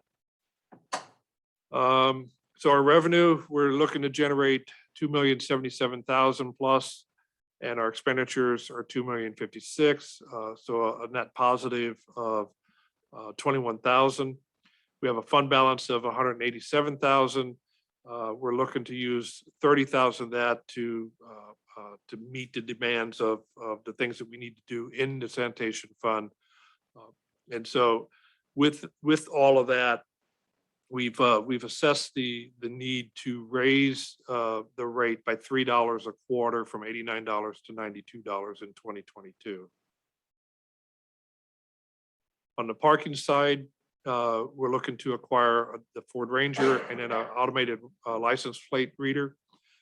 We have a lot of distance to cover, and as we get these new parking lots, you may or may not know, we are managing the parking lot down behind Customers Bank. We in 2022 will acquire a new parking lot at the Steel Point site. The license plate reader will allow our folks to spend less time walking in all of those areas and be able to go through those parking lots, and then devote more time to the residential zone A parking lot area, the residential on-street parking areas. We think that's a very positive thing, and we don't have any personnel requests. So we're expecting 687 in revenue, 659 in expenditures for a net positive of 27,000. And a use of fund balance to meet the obligations we need of about 62,000, which leaves us a net fund balance operating of 367,000. On the water side, I mentioned earlier in the front of this presentation that there is the 2012 bond. The original bond for the water fund was $3,960,000. As of December, the current bond will be $880,000. It's set to mature in November of 2027. Currently, our debt service for 2022 for that fund would be $161,400. Obviously, council can look at the fund balance of water, and it has the opportunity potentially to actually pay this bond off, but at the rate that the bonds are at, it may or may not be worth something, but it'd be something for us to discuss at Finance Committee, either this year or next year or the year after. We are looking at zone scanners for leak detection. I'm missing something on here. I apologize. The total capital and personnel request for actually just not even personnel, it's the total capital, it's 585,000 out of the water fund. So our revenue, we're looking at 5,388,000. Our expenditures are 4,659,000. That's a net positive 728. Again, that the aforementioned, the ability to pay off the bond there is that opportunity if that's a desire of council. It leaves us with a good fund balance of $1,000,004. We haven't changed the water rates. 2020 it was 870. It's 2021, it's 870, and we're projecting 2022 no rate increases and leaving it at 870, and that's per 1,000 gallons. The other part of the bond, the 2012 bond, was for wastewater. That's 8,515,000. That was primarily to put in the pump station down on Ashland. So we have, as of 2021, we still have a debt of 3,555,000. We're still expecting to pay this off in 2027. For 2022, the debt service is 654,996. We have a couple of capital requests identified in there. We have 125,000 in the pumping side, and then we have 35,000 on the treatment side. for a total of 160,000. And then an operator personnel of 112,000. So that puts us at 4,082,000 of revenue, 3,118,000 of expenditures for a net positive of 963. We do have some fund balance that we've identified to use. That still leaves us with a fund balance of 2,003,000. 2020, our rates were 655 per thousand. 2021, it was 655. 2022, we're leaving it at 655. No need to raise those rates.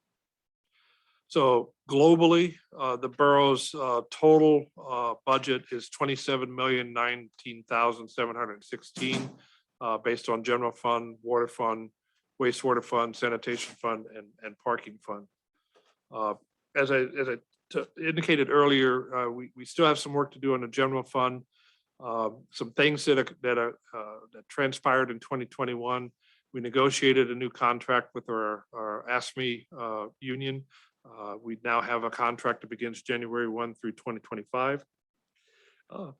We got the arbitration award in 2021. That contract goes back to 2020. We'll carry to 2023. Obviously, we got a new fire station under construction. We are talking about a new fire chief tonight. We have the new recreation under construction. We've talked about 5 new full-time and part-time employees, and we've had significant pandemic-related global price increases. Those are what has impacted the costs associated with our budget. We still have to review, and we'll continue to review over the next 30 days or so, health insurance, general liability insurance, property tax assessments, and earned income tax assessments. So concluding, we're still financially stable, and we're sustaining a Standard & Poor's bond rating of AA stable. That's just one below AAA. We're fully funded pension plans. We have healthy fund balances. We continue to sustain and keep successful grant writing efforts. I personally am proud that we have a superb senior leadership and staff that makes these things happen to your benefit.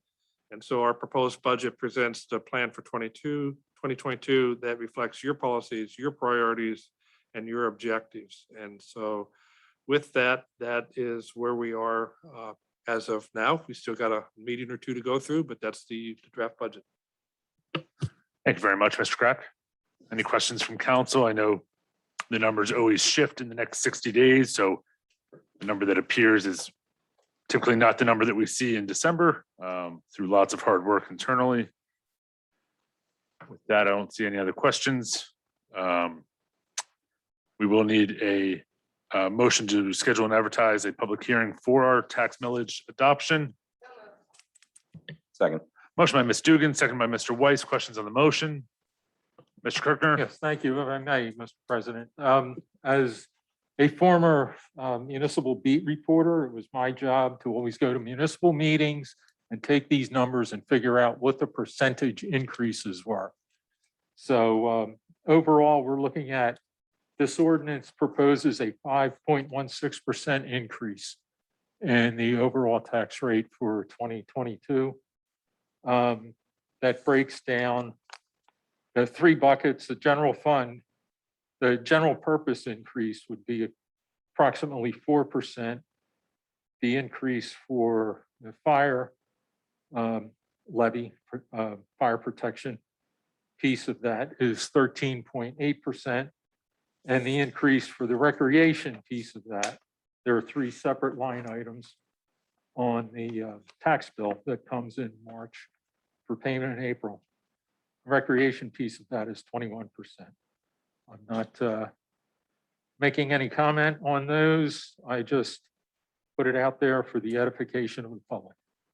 Thank you, Mr. President. Thank you, Mr. Kirkner. Up to you.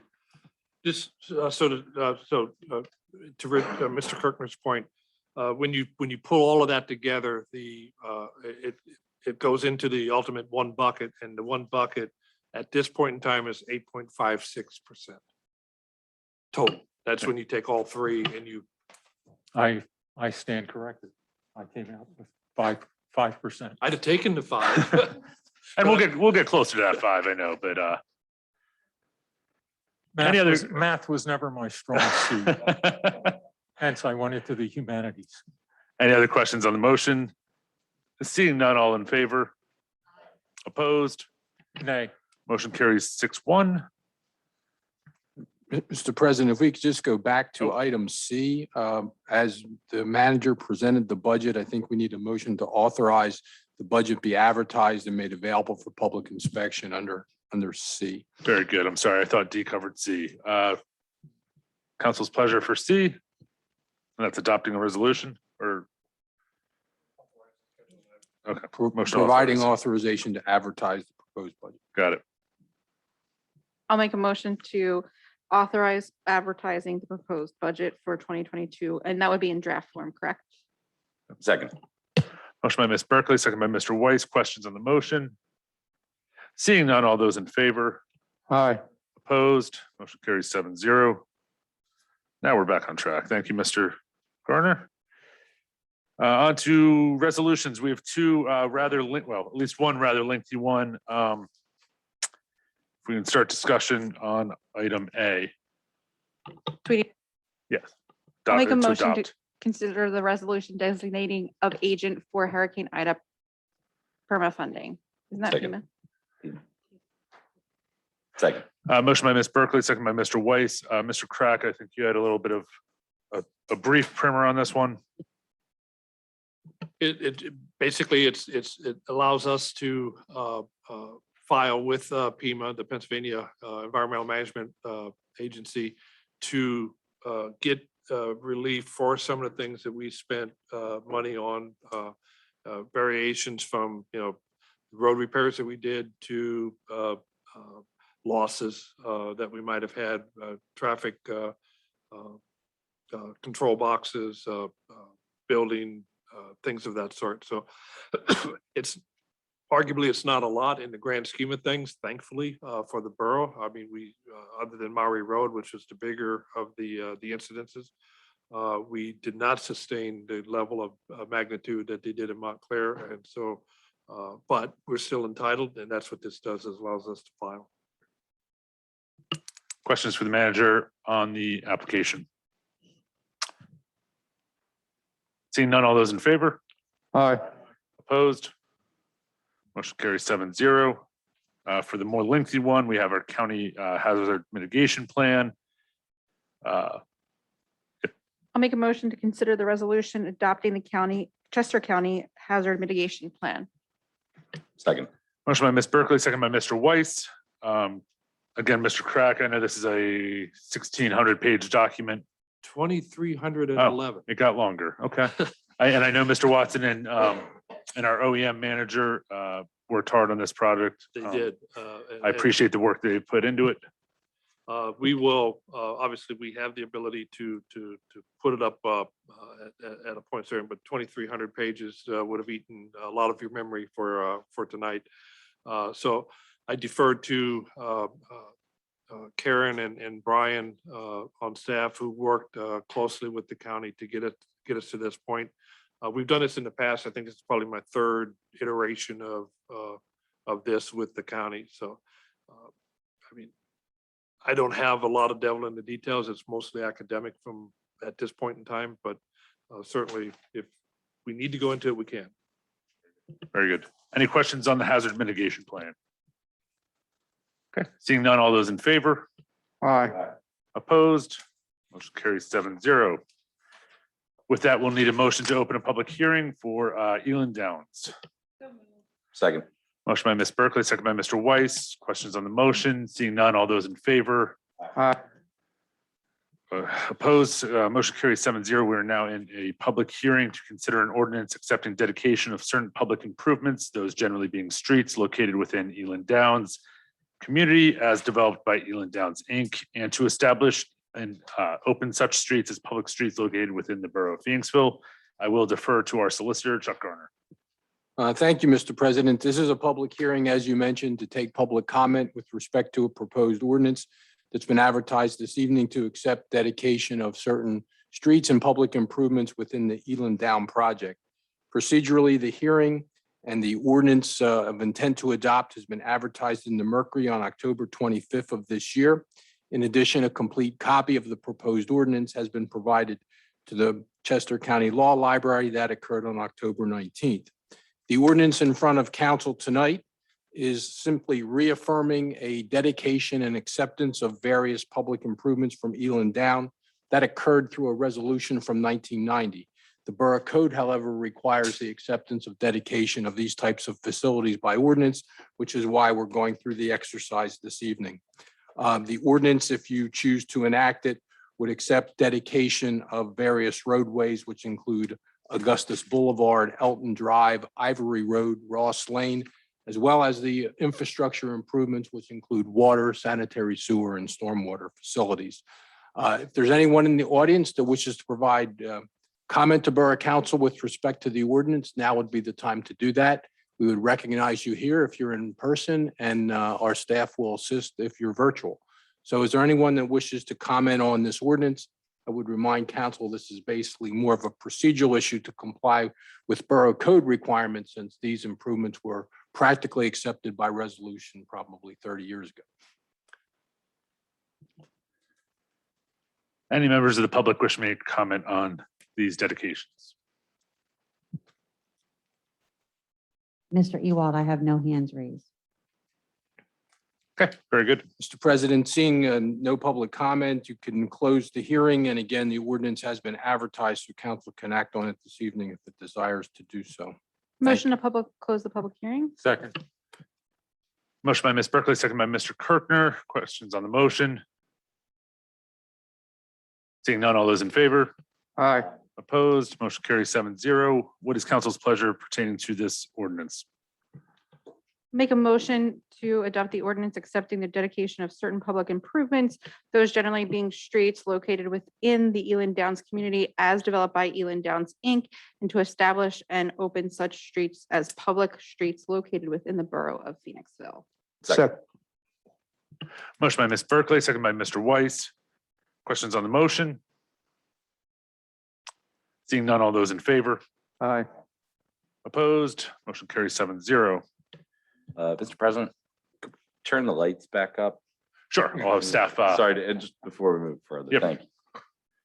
It helps with the presentations, but yes. Everything else, it hurts. Thank you, Ms. Logan. Thanks. With that, our second public hearing tonight, we need a motion to open a public hearing for pertaining to motion vehicles and traffic. So moved.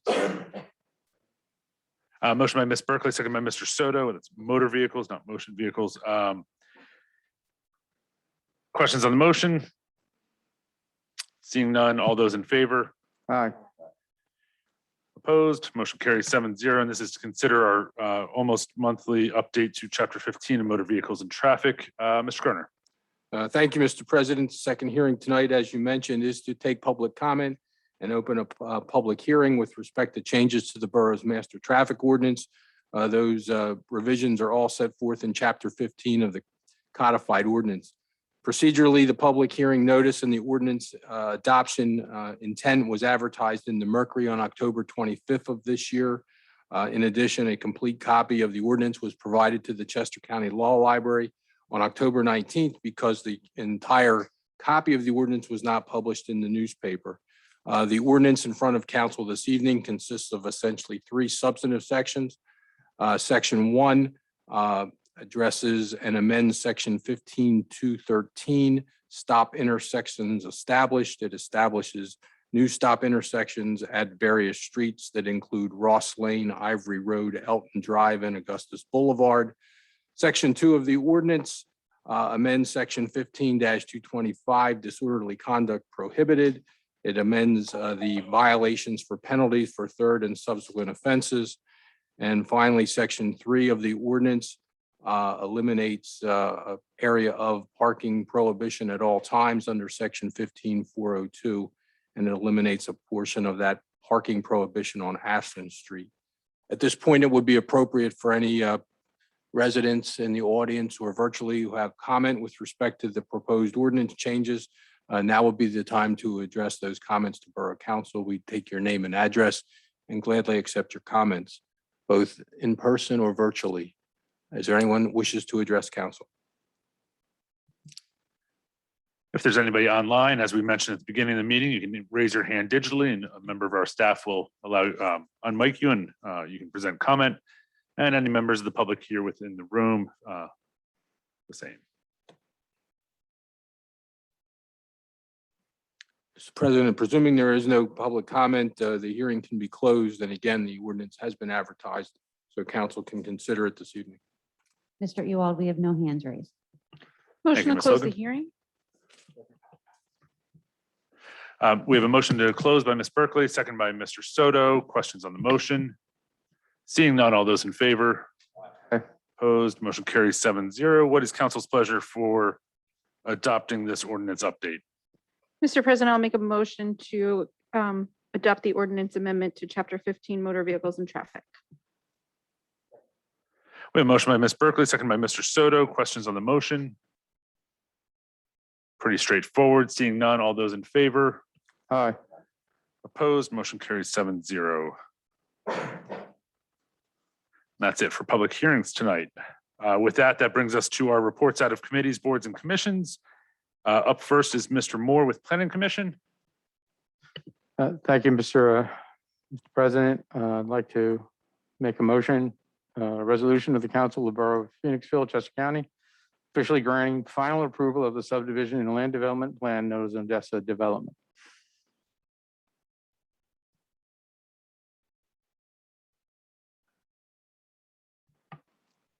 I'll second that, Mr. President, to get this up for discussion. Sure, absolutely. We do require the second to begin discussion, and that's the point of being here tonight. So it was a motion by Mr. Moore, second by Mr. Kirkner. And with that, I know the applicant is here tonight. And this is our first opportunity to review this plan as the board. So I welcome the applicant and their engineer to field questions or comments. If you would like to actually present first, if you want to come up and take the podium, state your name and background, and then if you want to give us a project summary and bring us up to speed. You were here for the duration of public comment, so I'm sure you heard much of the questions that would be good to sort of address. So, hi, good evening. My name is Kester Kelly with BL Companies. I'm here on behalf of the applicant. I'm a professional engineer, and we're the civil engineers on the project. We design these land development plans. Sure. So these are final land development plans. We received preliminary plan approval previously. One note I wanted to make is the original preliminary plans approved for 500 units. And this plan is for a total of 392 units. We've worked with borough staff, their consultants, to get to this point with the plan we have in front of you. There was a couple of items I did want to address. One was on Fillmore Street. We are not changing or closing Fillmore Street at all. The only changes we are doing is adding some drainage inlets to help improve an existing drainage issue. But just wanted to make that clear.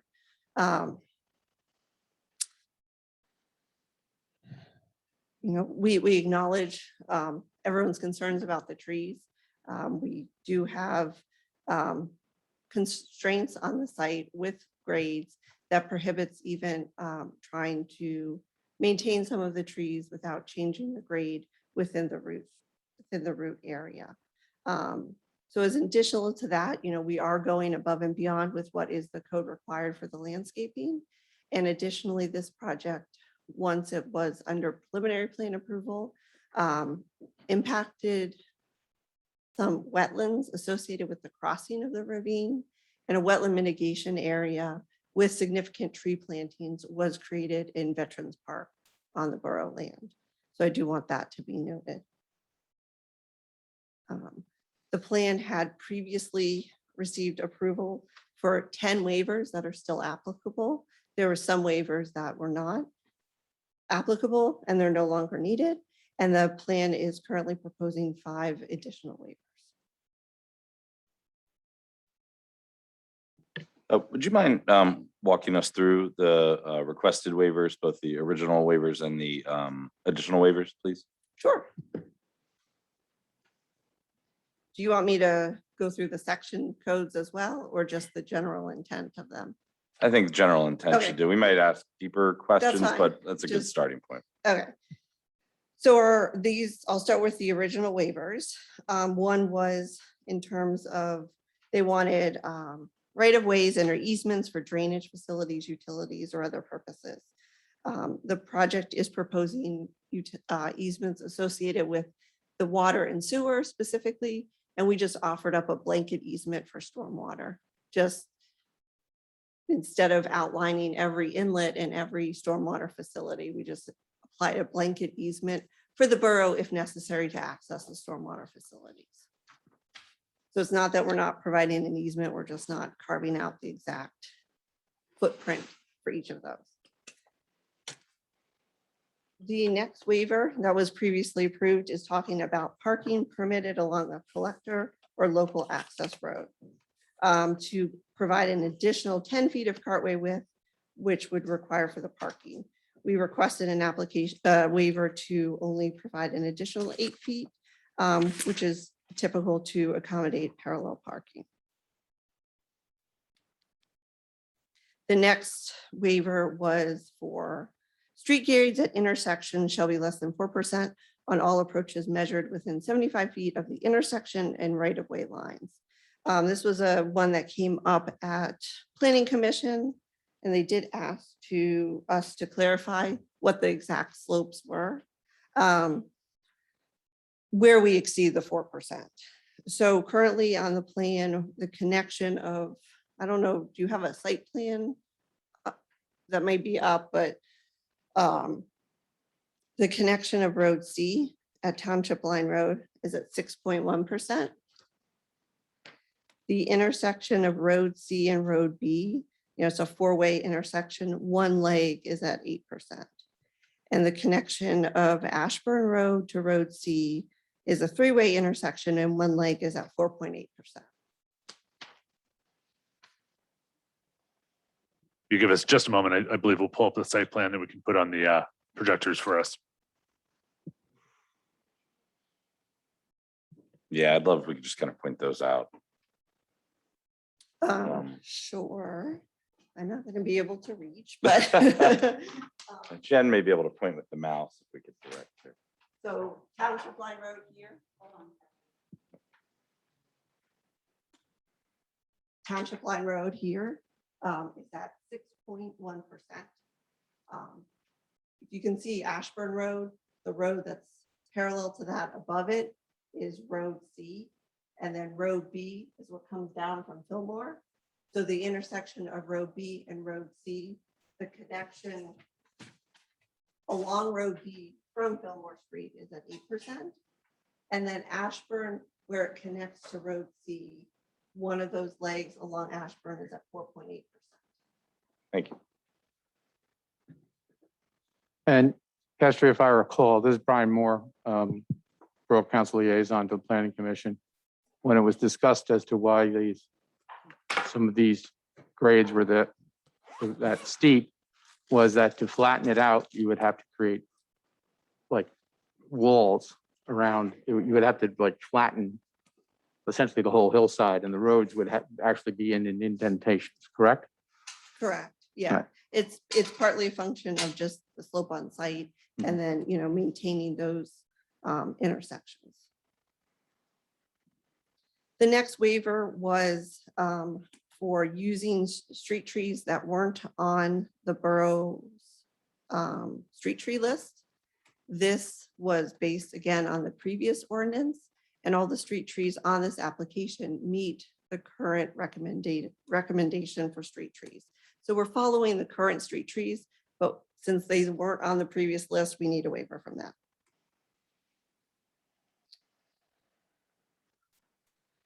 So I think you skipped 5 local access streets with a minimum radius of 20 feet. The applicant states that 15-foot radius are provided, which allows for a 40-foot long fire truck to maneuver without jumping the curb. Has that, I know that there were some waivers that you thought you would no longer require. Can you say which one that was again? That was number 5 under previously granted waivers. Yeah, I don't think that's applicable. I'm just trying to double check. I'm using I'm using the numbering with the memo. Is that consistent, the action memo? I'm not sure. Give us just a moment. We can verify that. I believe that item was pulled. Let me just double check with our. Yeah, I was going off of my list, so I apologize.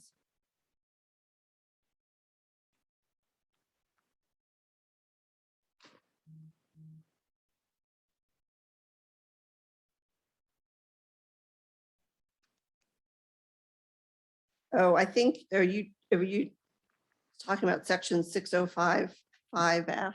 Yes. Yes. Okay, I think we just have them in a different order. I apologize.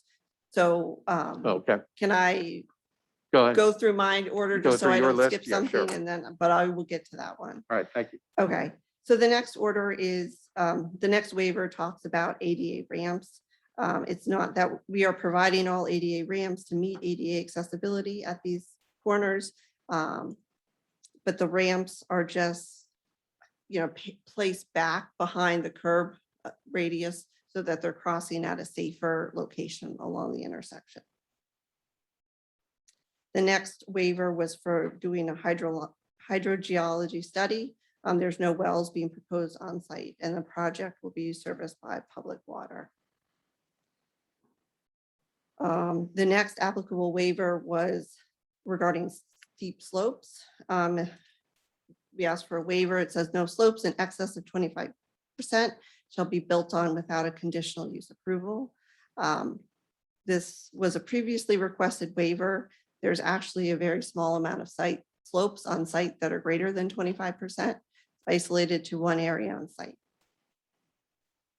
The next waiver, there's kind of two that go together. The maximum slope of an earthen detention basin embankment shall be 4 feet horizontal to 1 foot vertical.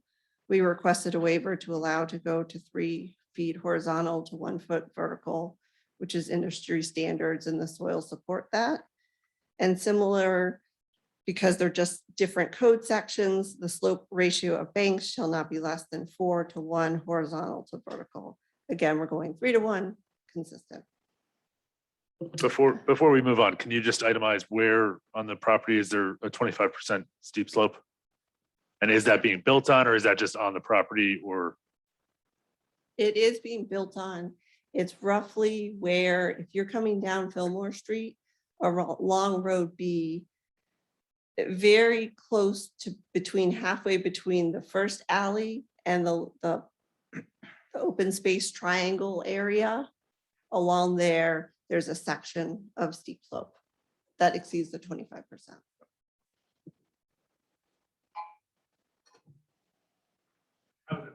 How is that being mitigated?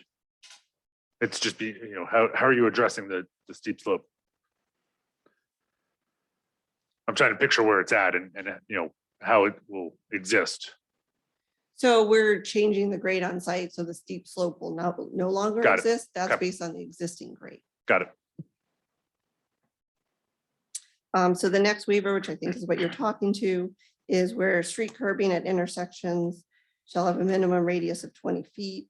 In some cases, we're providing a minimum radius of 15 feet, but we've provided truck turning movements as well as trash truck movements that have been reviewed by the borough's engineer. So that's the end of the existing waivers or the previous approved waivers. The newly requested waivers are waiving a section of providing existing features on tracks within 100 feet of the proposed boundaries. We are providing survey on site within any public right of ways. And additionally, we got additional survey on the cemetery parcel as to address comments from Planning Commission, but we did not encroach upon private property to get that. The next waiver is block shall have a minimum length of 1,600 feet, or I'm sorry, minimum length of 800 feet. We are proposing one block with a less than 800 foot length, which is road C between Road B, and where it connects to Ashburn. That is roughly 474 feet. Next waiver is centerline grade shall not exceed 6% on collectoral streets and 10% on local access roads. We do have a small section of Ashburn Road that is in excess of 10%. Can you point out where that is? I'm sorry. It's in the general vicinity of where Ashburn Road connects to Road C as you come up from the crossing of the ravine up to that point. We're increasing along there in a section greater than 10%.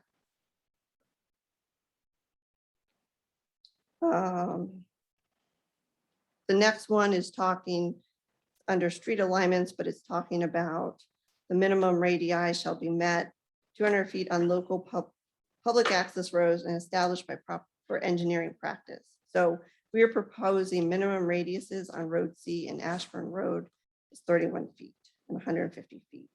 So it's the curve of the roads itself are a little bit under what the minimum is required. And the last waiver request is for parking lot screening to provide a 4-foot planting strip, a minimum 10-foot wide planting strip. We're proposing a 4-foot planting strip between the parking lot and alley floor that will still be buffered by the adjacent uses. So that's the surface parking lot right there. Yes, thank you.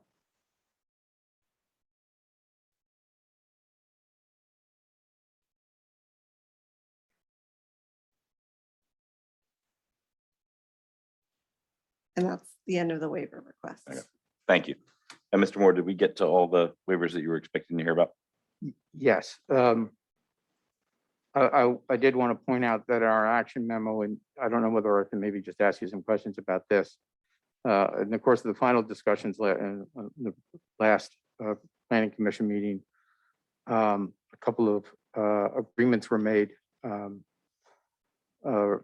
subject to applicable requirements of our standard action memo terms. Those included a couple of the following things: increase the radius to 25 foot at the intersection of Township Line Road and add additional pedestrian lighting at the trail crossing at Ashburn. That's the trail crossing, since just to clarify for everyone, the previous plan had shown that the Ashburn Road would shoot straight across the southern edge of the property and to join a Township Line Road. That is no longer happening. It now has a curves and crosses the Schuylkill Trail and curves up into the property and becomes what we're calling, I guess we're still calling it Ashburn Road or Road C.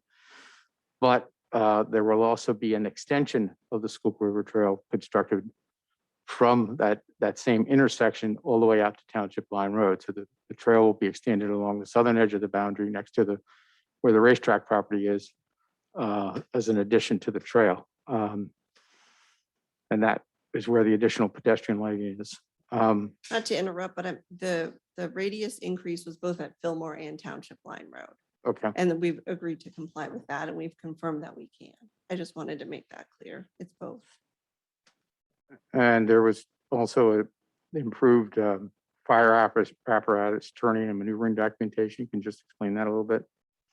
Sure. So as part of the fire access, especially for the apartment building, the intent is to use a portion of the proposed new trail that is installed at the southern property line to accommodate fire trucks in emergency situations. So we agreed to provide the truck turning movements to confirm that access. I guess probably the best thing to do at this point is for you to summarize I'm very familiar with it, but to summarize for the rest of the council and the public, because it's also been a topic of significant conversation. The significant change from what was the preliminary plan that was approved. And if you can explain how that still does not require it still complies with what we previously approved, which there are plenty of people who are saying it doesn't, because it was 4 buildings, multifamily, and now it's 1 apartment building and a collection of stacked townhouses. Sure, I just wanted to mention, continuing on with the action items, there was maintaining the hedgerow along the cemetery, talking about any retaining walls over 8 feet will have additional plantings and landscaping to be approved by the borough engineer, and that we will confirm species types in front of the retaining walls. So just to kind of cap that, those were all the things that we agreed upon. So Yes, there was a significant discussion about some of the retaining walls on this property will be up to 20 feet high. Is that, am I there is one retaining wall on the site that will be that high, but there are several retaining walls generally over the site. The retaining walls are considered a delegated design item, meaning that the structural design will be done prior to construction. This is typical. We have notes on the plan at that time, the design of the walls, the calculations, the signed and sealed stamp for the professional structural engineer will be provided to Borough and their consultants for review. So we added the additional condition that would, though any retaining wall over 8 feet high would require additional landscaping. So yeah, if you could then go on to the change, provide some explanation as to why it happened. We thought we had given preliminary approval in 2016 for apartment buildings. Now we have stacked 1 apartment building with commercial in it, which didn't exist before. At the western edge of the property was added a home that's no longer in use, which will also apparently have commercial applications right on Township Line Road, and then the stacked townhomes. Sure. So the original Odessa that was approved under the preliminary plan was for 3 apartment buildings, an assisted living facility, and it included the extension of the Northern Relief Route, which is what was called at the time. It conceptualized extending Ashburn over the ravine crossing, and then within a right of way south of this project, extending that Northern Relief Route to Township Line Road. I will defer to Jean to talk about the Northern Relief Route and the history of how that is. Currently, that is not part of this application.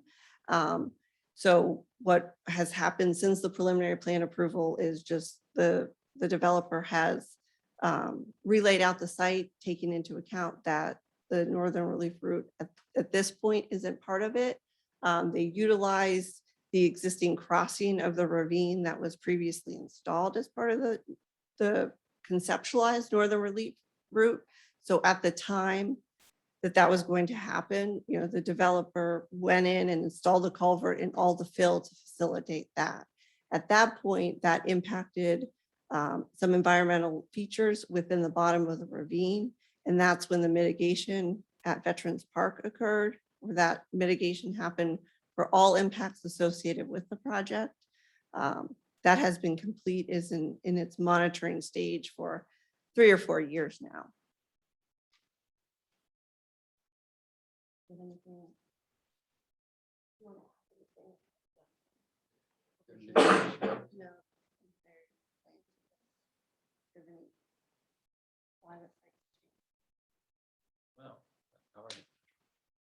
Good evening. I'm Dave Moskowitz. I'm representing, or I am the developer. The original plan had 2 different uses. One was apartment buildings and the other was a kind of life care facility. And we tried to see if we could find someone who wanted to operate this life care facility. And we spent 3-4 years looking for someone, couldn't find anyone, even though we thought there was a tremendous need for it. But we're not in the business of operating the life care facility. And when we couldn't find a partner, we decided to look at it again and see what other development we could do that was consistent with the zoning. And so that's how we came to the point of the present plan, which is a combination of stacked townhouses and a single apartment building. The stacked townhouses are very similar to those that are being built in Steel Point now. And the apartment building is a standard apartment building.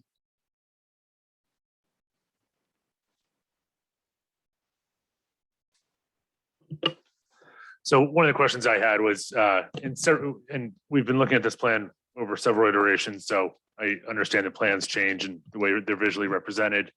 In some of the description in our land planner Ray Ott's letters, it does show more land to the east of the current, where it's currently ending on this, in the color area at least. And I'm trying to understand what parts are actually designated as open space and what parts are just not actually associated with this plan proposal. Within our land planners document, there's a bunch of stuff that gets into sort of the eastern side of the Schuylkill River Trail, the tunnel, the railroad properties and things like that. And on this plan, it clearly isn't. So just wanted clarification on where the open space is being described. I can help.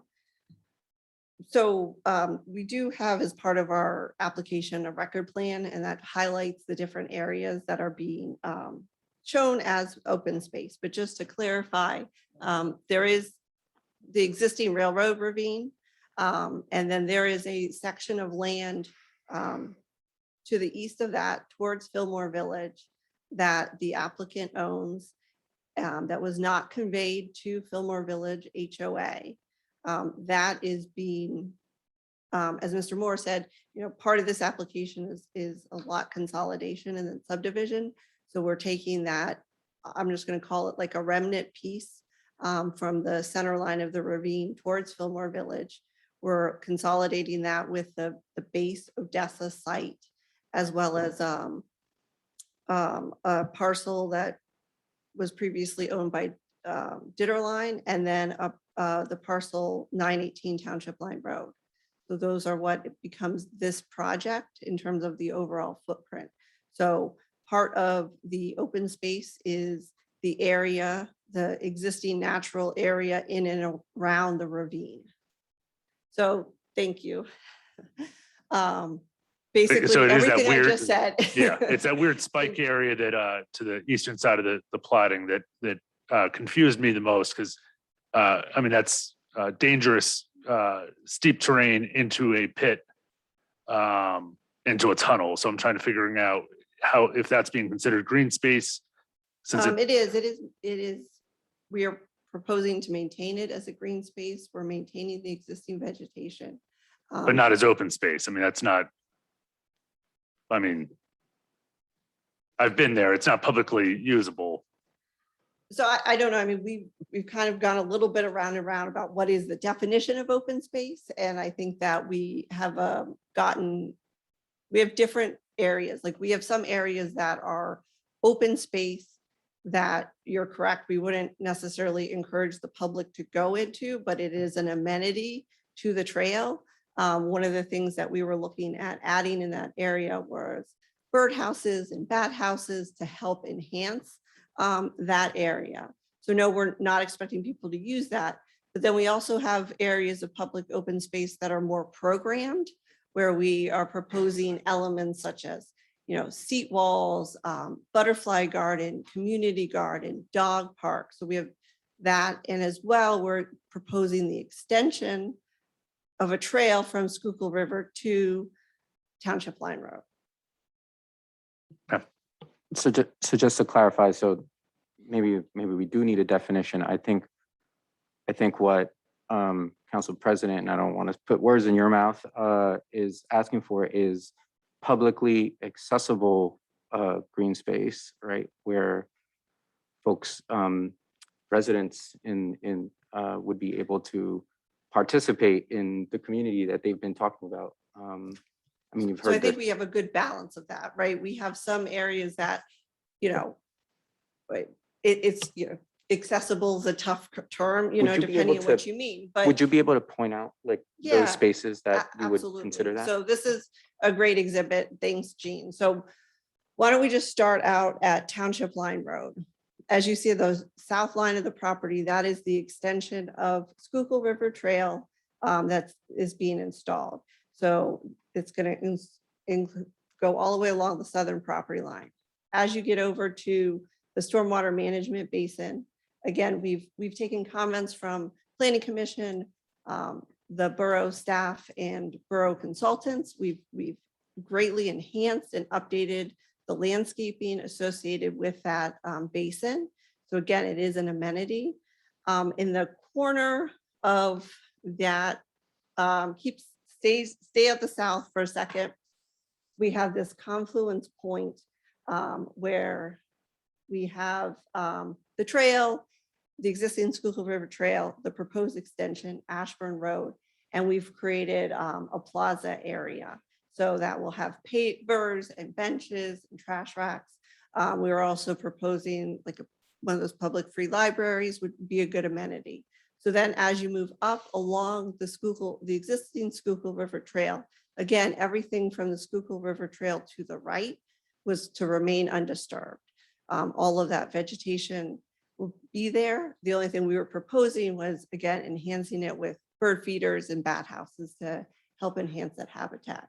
And then to the right of that is a little bit more of a programmed area. We have a tiered seat wall right off of the trail, which I think will be a great benefit. People can come, take a break, have a picnic, someplace to gather right there adjacent to the trail. We also have a butterfly garden, which is just a specific type of plantings to, again, attract butterflies right along the trail to enhance that experience. We are proposing a public garden. And then if you move kind of into the site, we are proposing a dog park. And then we also have pocketed areas throughout the site where we have green space, landscaping, providing chairs, seating for outdoor gathering spaces. So what is this, and again, one of the questions that came up during public participation, what is the separation plan of the existing properties that face township line and back up to this? And there's not that many properties that do adjoin this property, but what is the landscaping or buffering plan between the rears of those properties? So the rears of those properties will have a retaining wall. So the parcels along Township Line Road will end up being higher than Road C.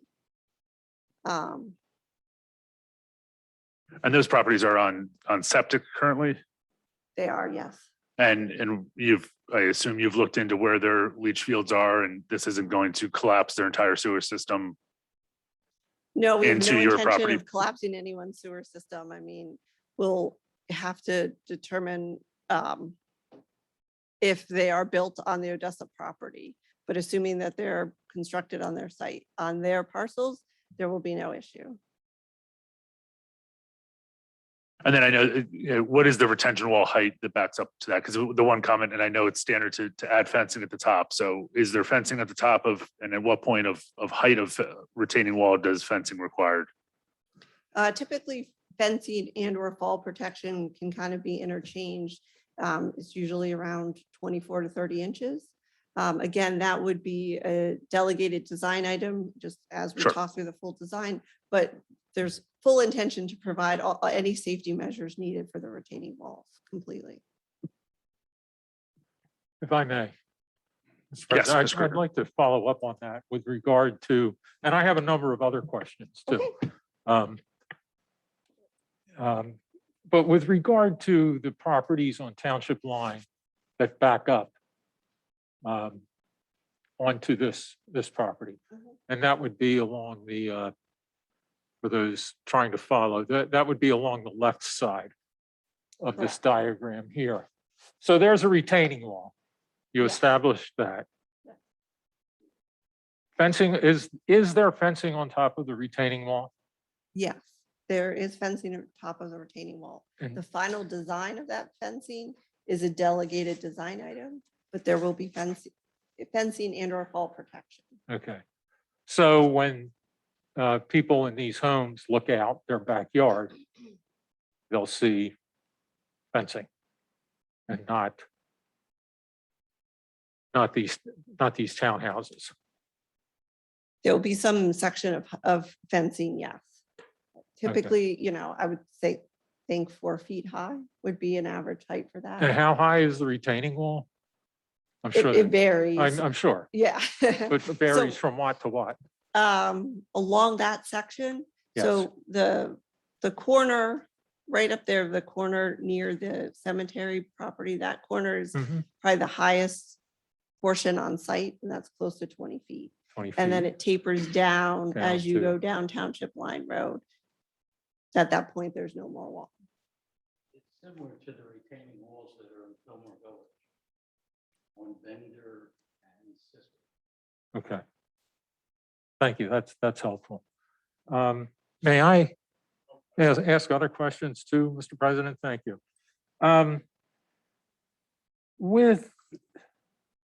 Okay, I think I'm satisfied with the trail crossing. Well, I'm not satisfied with it. I mean, I don't like the trail crossing so close to the other trail crossing, but we'll cross that trail when we get to it. But with regard to the Fillmore Street entrance, there is a problem, a severe problem with water pooling there.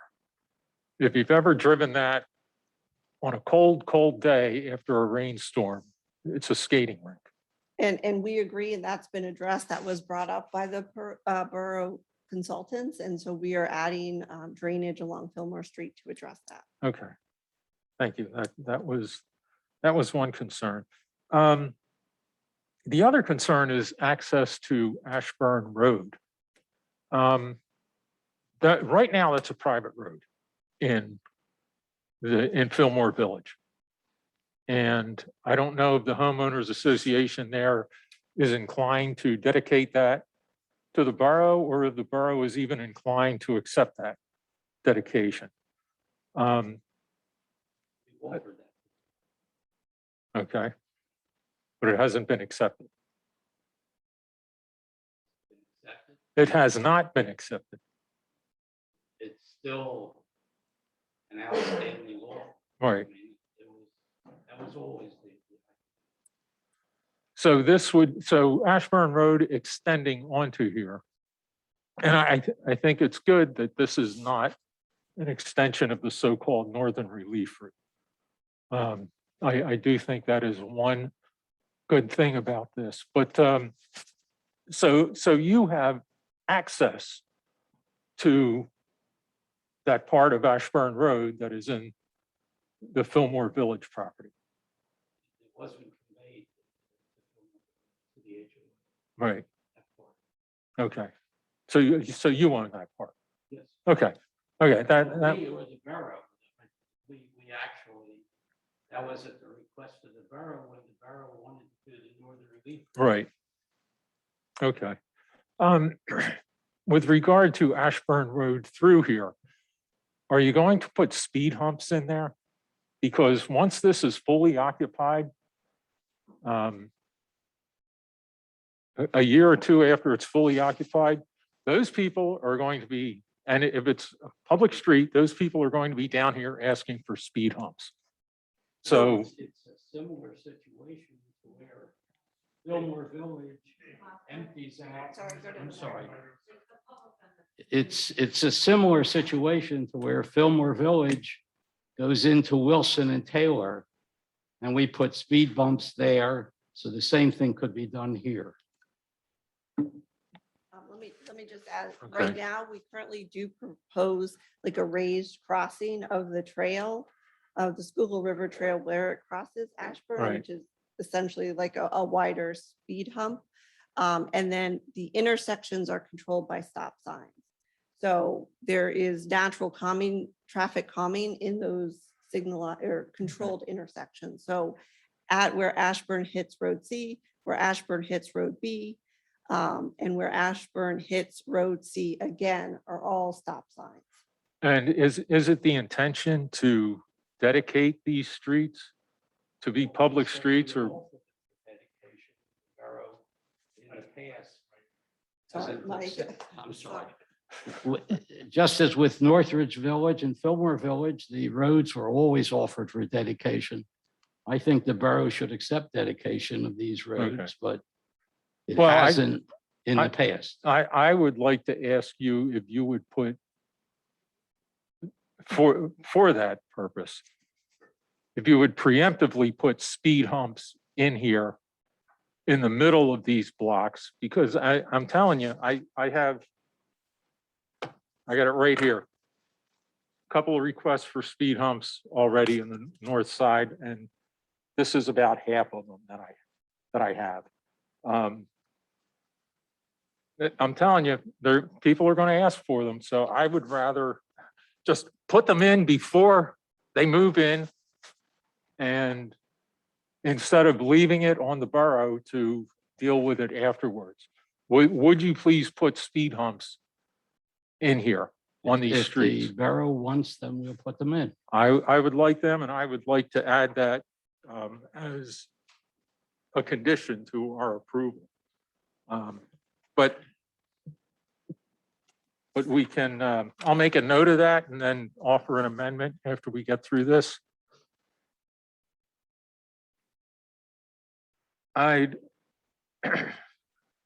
Excuse me, I'd also, okay, well, thank you for considering that. And also I want to add, thank you for, I know this has been in the Planning Commission for quite a long time. And we're talking about almost 500 units at one point. Now we're down to, I think below 400, the 20% reduction. So I do appreciate the work of the Planning Commission and the developer to work on this, to sort of come up with something here that everyone can live with. I mean, it's not, we'd all like to have a forest here forever, but that's not the law in Pennsylvania, of course. We have to work with the law that we have. But as far as saving some of the native trees, is that being done here? Are any native trees being saved in this plan? So like I said, the main area where the trees are being saved is from the Schuylkill River Trail to the east. The remaining sections of Odessa, again, because of mainly driven by grade and moving of earthwork, as you know, if you change grade within, 1 vertical foot within the root zone of trees, they're not going to survive. So it's just mainly due to that, it's not feasible. Okay, and with regard to the Regional Planning Committee recommendations, and I have them here. I'm just, if you would bear with me for a second. Oh, as far as recreational space, recreational open space goes, approximately what's the percentage of that in this development here? We're a little bit over 11%. 11%. And what's the requirement? 5%. Because I've been receiving emails and I've been hearing some the public quoting much higher percentages from some, but they're making claims based upon what they understood, and I just want to continue to try and find out exactly what you understand to be the requirement, and so you are more than what we require. Does that include, however, given what Borough President asked you to bring up, and you can kind of see on this depiction to the east of the very green stuff in the diagram, we have that really interesting dotted line in the ravine that you continue to own. I just want to make it clear, is that acreage, half acreage, whatever hectareage it is, considered part of your open space, fulfilling your open space? Yes. So it's not recreational. So it's not, yeah, I think that's we're That dealing area with is not semantics here. I recreational. think I asked about recreational space. You asked for recreational space, but but that acreage isn't. It's All right. it's Thank wood. you. It's Thank you for the clarification. That's the overall public space, which is a combination. So I don't have the exact percentage, but again, I think the areas that would be considered is the trail extension all along the south side and the whole programmed area of the community garden and the seat wall and all of that area would be considered. Okay. And one other question I had, I guess, the apartment component here is very uncharacteristic for this area. You have townhouses in Westridge, townhouses in Fillmore Village. I guess, and it is, I understand that's permitted here, but why the apartment piece? It's kind of sticks out there like a sore thumb when you're looking at it from this perspective. Well, I can let Dave answer if he has any other thoughts, but I know that something that the applicant was interested in was providing more affordable housing options. And, these apartments would fall into that from a price point. Okay, thank you. I don't have any other questions at the moment, Mr. President. Okay, thank you. Who'd like to go next? If not, I have some more as well, so. Okay, I'll go. So I have some questions about Fillmore Street and the setback for the strip of homes that are facing Fillmore Street. So I'm trying to understand how the setback is being applied to those houses that face the cemetery there, knowing that no other house on that block face is that close to the street. So I'm trying to figure out why they're so close to Fillmore, because similar to the apartment, that's going to stand out quite a bit as you come across the bend there.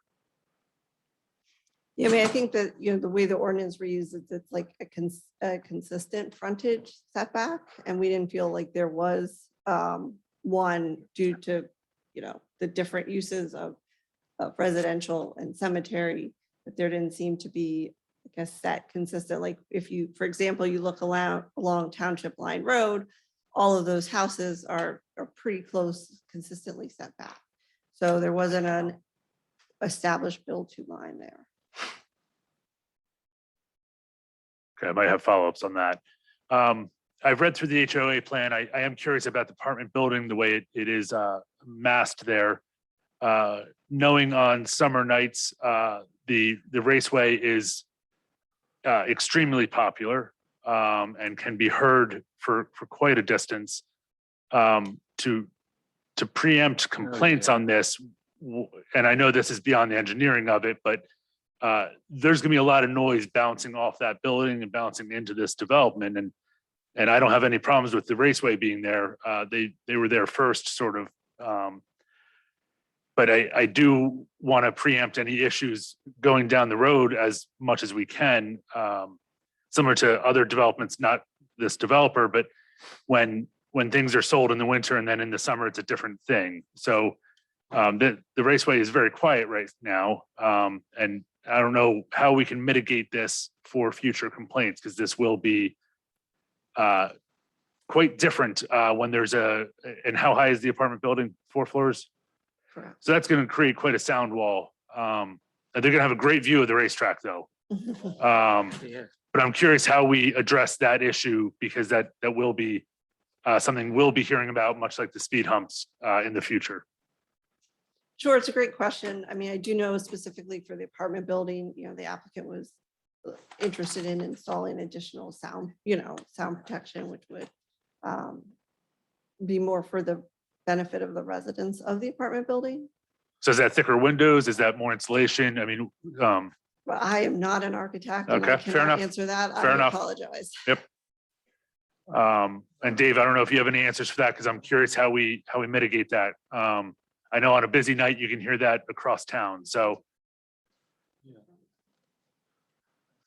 It's a good question.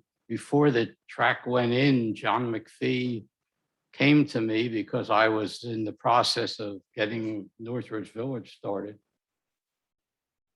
And I told him that it certainly wouldn't be a benefit, but I didn't think that I should be opposing it if that was something someone wanted to do with their property and it was permitted.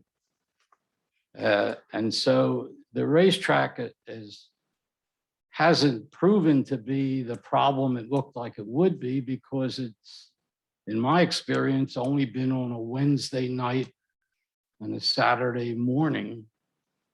Of course, if that were to change, it would potentially bring the question to the front burner, but it's next to Northridge Village, it's next to Fillmore Village. And I don't think it's been a major issue. Okay, Edwin, Rich, do you hear any complaints? It's your ward. I wouldn't say I hear necessarily complaints. But comments. It is audible, right? The track is audible, and that's, you know, and these are residents that are not in the proximity of the track. There's probably a few blocks away, you know, from the track. I personally have not heard anything from the folks adjacent, but I'm sure they would have a lot to say. I hear it at my house sometimes, but excuse me. I mean, that's sort of grandfathered in. I mean, that midget racetrack was on the West End for, I don't know, back to the 60s. And that was, you know, the borough worked with them to move them there. To enable construction of the senior housing down there on what is that? Well, next to the Sano Field, which is where it used to be. Excuse me. So, yeah, I mean, it's kind of like people who moved in next to mushroom farms down in Cannon Square and they complain about the noise. Well, they were there first.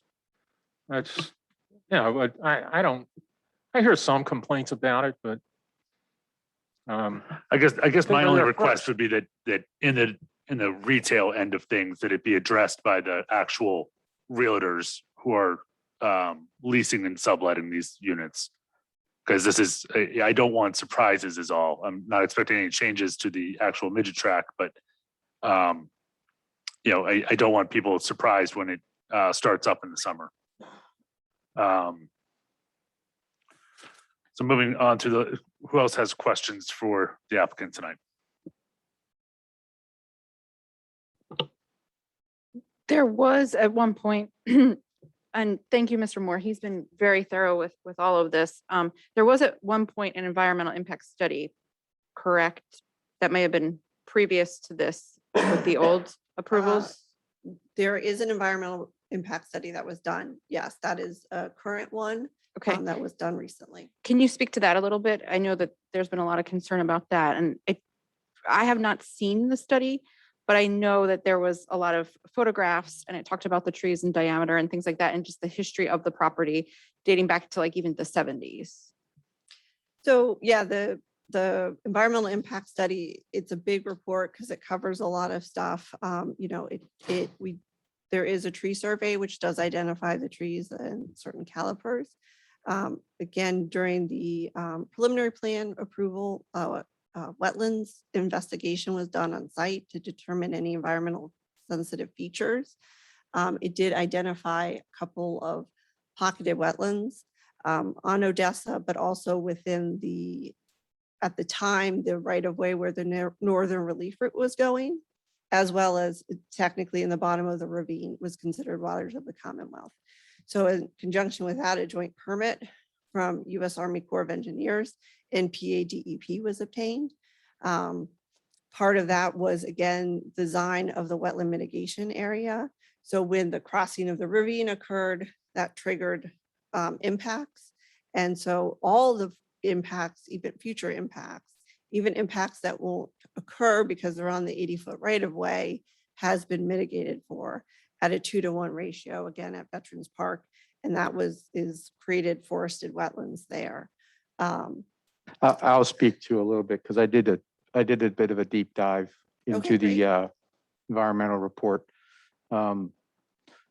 particularly around the history of the woods. So there is documentation in that study that shows that and also interestingly enough, I don't know who was conducting it, but there's aerial photographs that go back all the way to 1939 of this portion, and several decades, at least once a decade, all the way up to now. And it was a hayfield in 1939, and sometime between then and the late 50s, it ceased to be that. And then you can see a sequence of photographs that show the woods that are there now slowly growing. Now, it is surprising that there are some maples with 40+ diameter trunks, which apparent to our colleague on the planning commission felt that it indicated that they were much older. We can't prove anything. You both insist that because of the site work that you will be doing, and I'm starting to hear, I'm getting a bigger sense of what you will be doing, that you will be leveling grounds in such a manner that even these old trees will survive, and it will essentially be necessary for you to take them down. And that's changing grade, yes. because of the changing air. All right. And there's no way you can approach the construction of this site that would let you preserve 2, 3, or 4 of these. There aren't that many. There's like 4 40 diameter ones, and there's one that's accordingly is like 54. But if it's right in the middle of a road or right in the middle of a building, that's where nature put it. And now we're putting this in there. I understand. I just, you've heard what we've been heard. And I think the public should be aware. In 2016, a preliminary plan was approved that was going to clear this land anyways. That decision has already been made. Yeah, I wish to unmake it, what would we have to do? We'd have to buy this entire property and all its value from Odessa. So I think you bring up a good point, Mr. Moore, and this is something I wanted to touch on earlier. In keeping with that, if this, the fate of the trees on this property were set in stone and this is not at all directed towards the developer, it's towards any developer, but when the church actually sold this property for development, the fate of these trees was sealed. This was a site that was church owned and church occupied for, as far as I know, its existence. So as soon as the church decided that they wanted to sell the land, this was going to be developed. So the church could have come to us and asked if we wanted to buy it. They did not. There are other properties in town that the church has decided that they would like to rather make money than do other options with. So this is, again, nothing to do with the actual applicant. This is just when it was sold to a developer, the die was cast. Which the church is free to do. I mean, probably provided funds for their congregation. But I think the point here is that at that point, it was out of council's hands whether or not these trees could be saved. Right? And then the only other question I continue to have, and I explored this a bit with the borough manager last week, about because of what to my mind, on my untrained mind, seemed to be a significant change, and then a further, and due to some outreach by involved citizens who started digging into our publicly available saldo land development ordinance, asked the question, isn't this change so significant that it took the clock back to 0? And I'll just share that I had a clarification.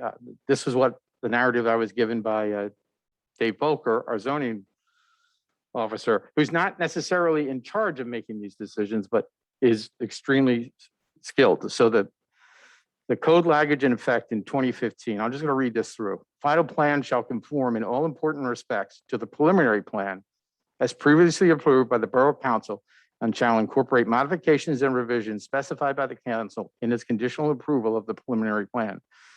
The only real difference is that the 2015 saldo included the subjective adjective important. What is important, in my opinion, is that follows. The original preliminary plan included 4 large multifamily structures, 500 dwelling units.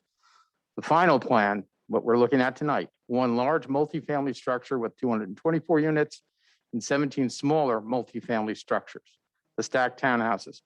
By definition in the zoning ordinance and the Pennsylvania Uniform Construction Code, those townhouses are multifamily structures. Stacked townhouses product being built at Stowe Point was deemed this and analyzed for zoning compliance and such. And the same goes for the structures at Odessa. So we have a reduction in the total dwelling units, but they are multifamily dwelling units.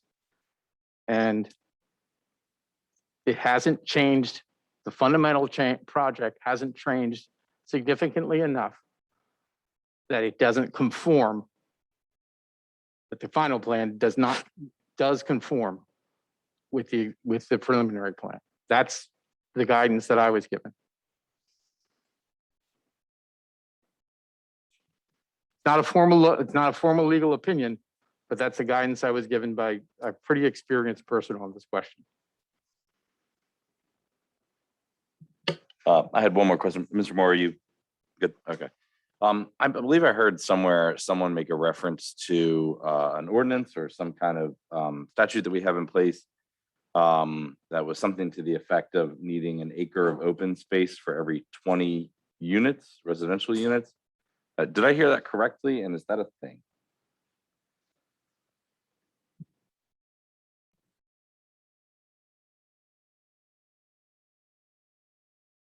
The mouse doesn't turn on the speaker. Sorry. It's 10 at night, I understand. It's 10 at night. I don't have that specific language, but I think I understand what that is. But you know, there's been references of mixing and matching ordinances and what have you. This plan is consistent with the plan that was put together in 2015, ultimately approved in 2016. I don't think we've deviated from that to this point. So we've checked all the boxes that it needs to. And just to follow up on that, I mean, the consultants vetted this plan, and if that was a requirement, it would be listed in their letters, and you would either be granting a waiver or they'd be getting a zoning variance. So it's not listed through the numerous reviews from the consultants. Appreciate the clarification. Thank you both. So it still matches up with the 2015 ordinance that was referenced by the public. In our opinion, yes. And also that of our legal counsel. Yes.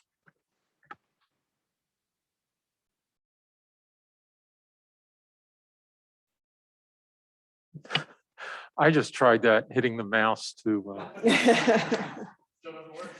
doesn't, no.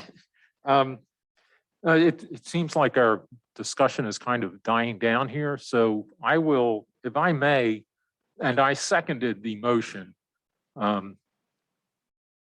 I don't know if it's appropriate for me as the seconder to offer an amendment to. So Mr. Moore made the motion. So Mr. Moore would just have to accept it. Is it agreeable? Thank you. But I would make a motion that we add to the items in the Odessa review action memo that I guess it would be under, I'm waiting for my computer to wake up I here. think you want, Mr. Kirkner, a new item M on the conditions of the actual resolution that's being voted on. And that's you want the ability or to add speed humps? Is that what you want to say? And I think that would be condition M under item 2 of the proposed resolution that's under consideration. I'll have to take your word for it because it's just not. It's a big the system document. isn't working. I guess it's had a long day. Yes, I would like to add that condition that one speed hump be added on Road B, it looks like. And Road B is the road that comes off of Fillmore Street down to Ashburn. Is that correct? Correct. Okay, I'd like to, one speed hump on Road B and up to 3 speed humps on Ashburn Road. That's what I'd like to add, if that's agreeable. And is that over and above the speed table that is at the trail? Yes. Okay. Yeah, that's in addition to. Yeah, on Road B, we agreed with the church when we entered into the agreement to buy the property that we would alleviate the problem they had when they have funerals of cars parking on Fillmore, which Right. is a serious traffic hazard. And so we agreed that that we would put in a driveway, if you will, Right. that would allow their cars in the funeral to stack on their property and then enter Road B and go out to Fillmore on Road B. So my question is, are you talking about a speed bump that is north of that or south of that? I'm not specifying one way or another. Okay. I'm just saying one, I guess, between, on Road B, between Fillmore Street and Ashburn Road. How's that? Okay. Along with 3 on Ashburn Road, not including the speed table at the trail. And we should posit that is in consultation with our traffic engineer, Yes, just to make sure everybody agrees. that's an excellent point. Thank you. Owen knows this stuff better than I do, so. So does the original motion maker agree to, I agree to all those, okay? the additional stipulation. So we just have a motion and a second. Okay, well, we have a motion and a second to amend, so we're still in discussion on, or do we vote on the amendment to the motion? Okay, so we'll vote on just the amendment to the motion. We're agreeing to amend this as, this is not an actual plan approval. So any other conversation on the amendment to the motion? Seeing none, all those in favor? Aye. Opposed? Okay, so the motion has been amended. Thank you, Rich. Question to the applicant regarding vehicular traffic as it pertains to especially like the exit area to Township Line Road. I don't have the turn radiuses in front of me, but I imagine that some of these may have to restrict certain lengths of trucks or something like that with respect to getting through some of the turn radiuses there, or has that been covered? I mean, I can I imagine believe they certain were asking for a waiver on the turning radius of the clear sight triangle at the intersection of Township Line Road and C. But they've modified, I believe you modified Yeah. the design so that there's a full 75-foot clear sight triangle there. So Mr. Moore's correct. We are providing 75-foot clear sight triangles at all intersections. Additionally, during the traffic updated memo that was recently done, the traffic engineer recommended upsizing the radius at that intersection to 25 feet, which we have confirmed that we can do and we will do, and that's a will comply item. And so what is that? So does that mean that the expectation is that any and all types of vehicles will be permitted through those streets? I mean, we don't have any signage restrictions at this point, I mean, we did in terms of maneuverability for a fire truck, a trash truck, things that you would want and expect here. You're going to get delivery vehicles, your Amazon Sprinter vans and FedEx and everything. I don't think that if there's, a larger like tractor trailer traveling, I don't see any reason that they would want or need to go through here. Thank you so much for that. It goes down 20 miles. Given the discussion, I know that there's a lot to discuss here, there's a lot to digest. I know I'm certainly not prepared to take action on this item today. I'd like to make a motion to table. I'm inclined to do the same. I'll second. We have a motion to table by Mr. Soto, second by Mr. Weiss. There is no debate on a motion to table. All those in favor? Aye. Opposed? Okay, motion carries 6-1. Sorry, 5-2. Which was nay also. Okay. So Mr. Moore and Mr. Kirkner in the nay. Okay, we'll see you next month. Thank you very much for your time. Thank you. And Mr. Moore, I believe item 2 was pulled from the agenda as it was complied with. So any other action from Planning Commission tonight? No, I have nothing to report. That was enough. Yeah. Okay, Mr. Weiss with Harb? Actually, I will. Mr. Moore? We do have another project coming. The Main Street Lofts was approved by the Planning Commission at our previous meeting, but I guess not. And they'll be here in December. 34 South Main, version 2 was recommended approval by the Planning Commission. That will be on the December meeting as well. Thank you. And just for clarification, the clock we have a good clock. This project goes through January 11th. So your motion tonight is good. You don't have to worry about the clock. Mr. Weiss with Harb. Yes, thank you, Mr. President. We did not meet last week due to a lack of, in our last meeting due to a lack of quorum. So there is no action to consider at this time. Our next meeting is scheduled for 12/6 at 5 p.m. Thank you. Mr. Kirkner's out of the room, but I don't believe there's anything to report out of the Phoenix Grove Regional Planning Committee. Ms. Dugan with Rec Board. There's only a couple of things this month. As always, everything's available at phoenixville.org on the Parks and Recreation page, but there is a family night out, virtual bingo. It's virtual again this year.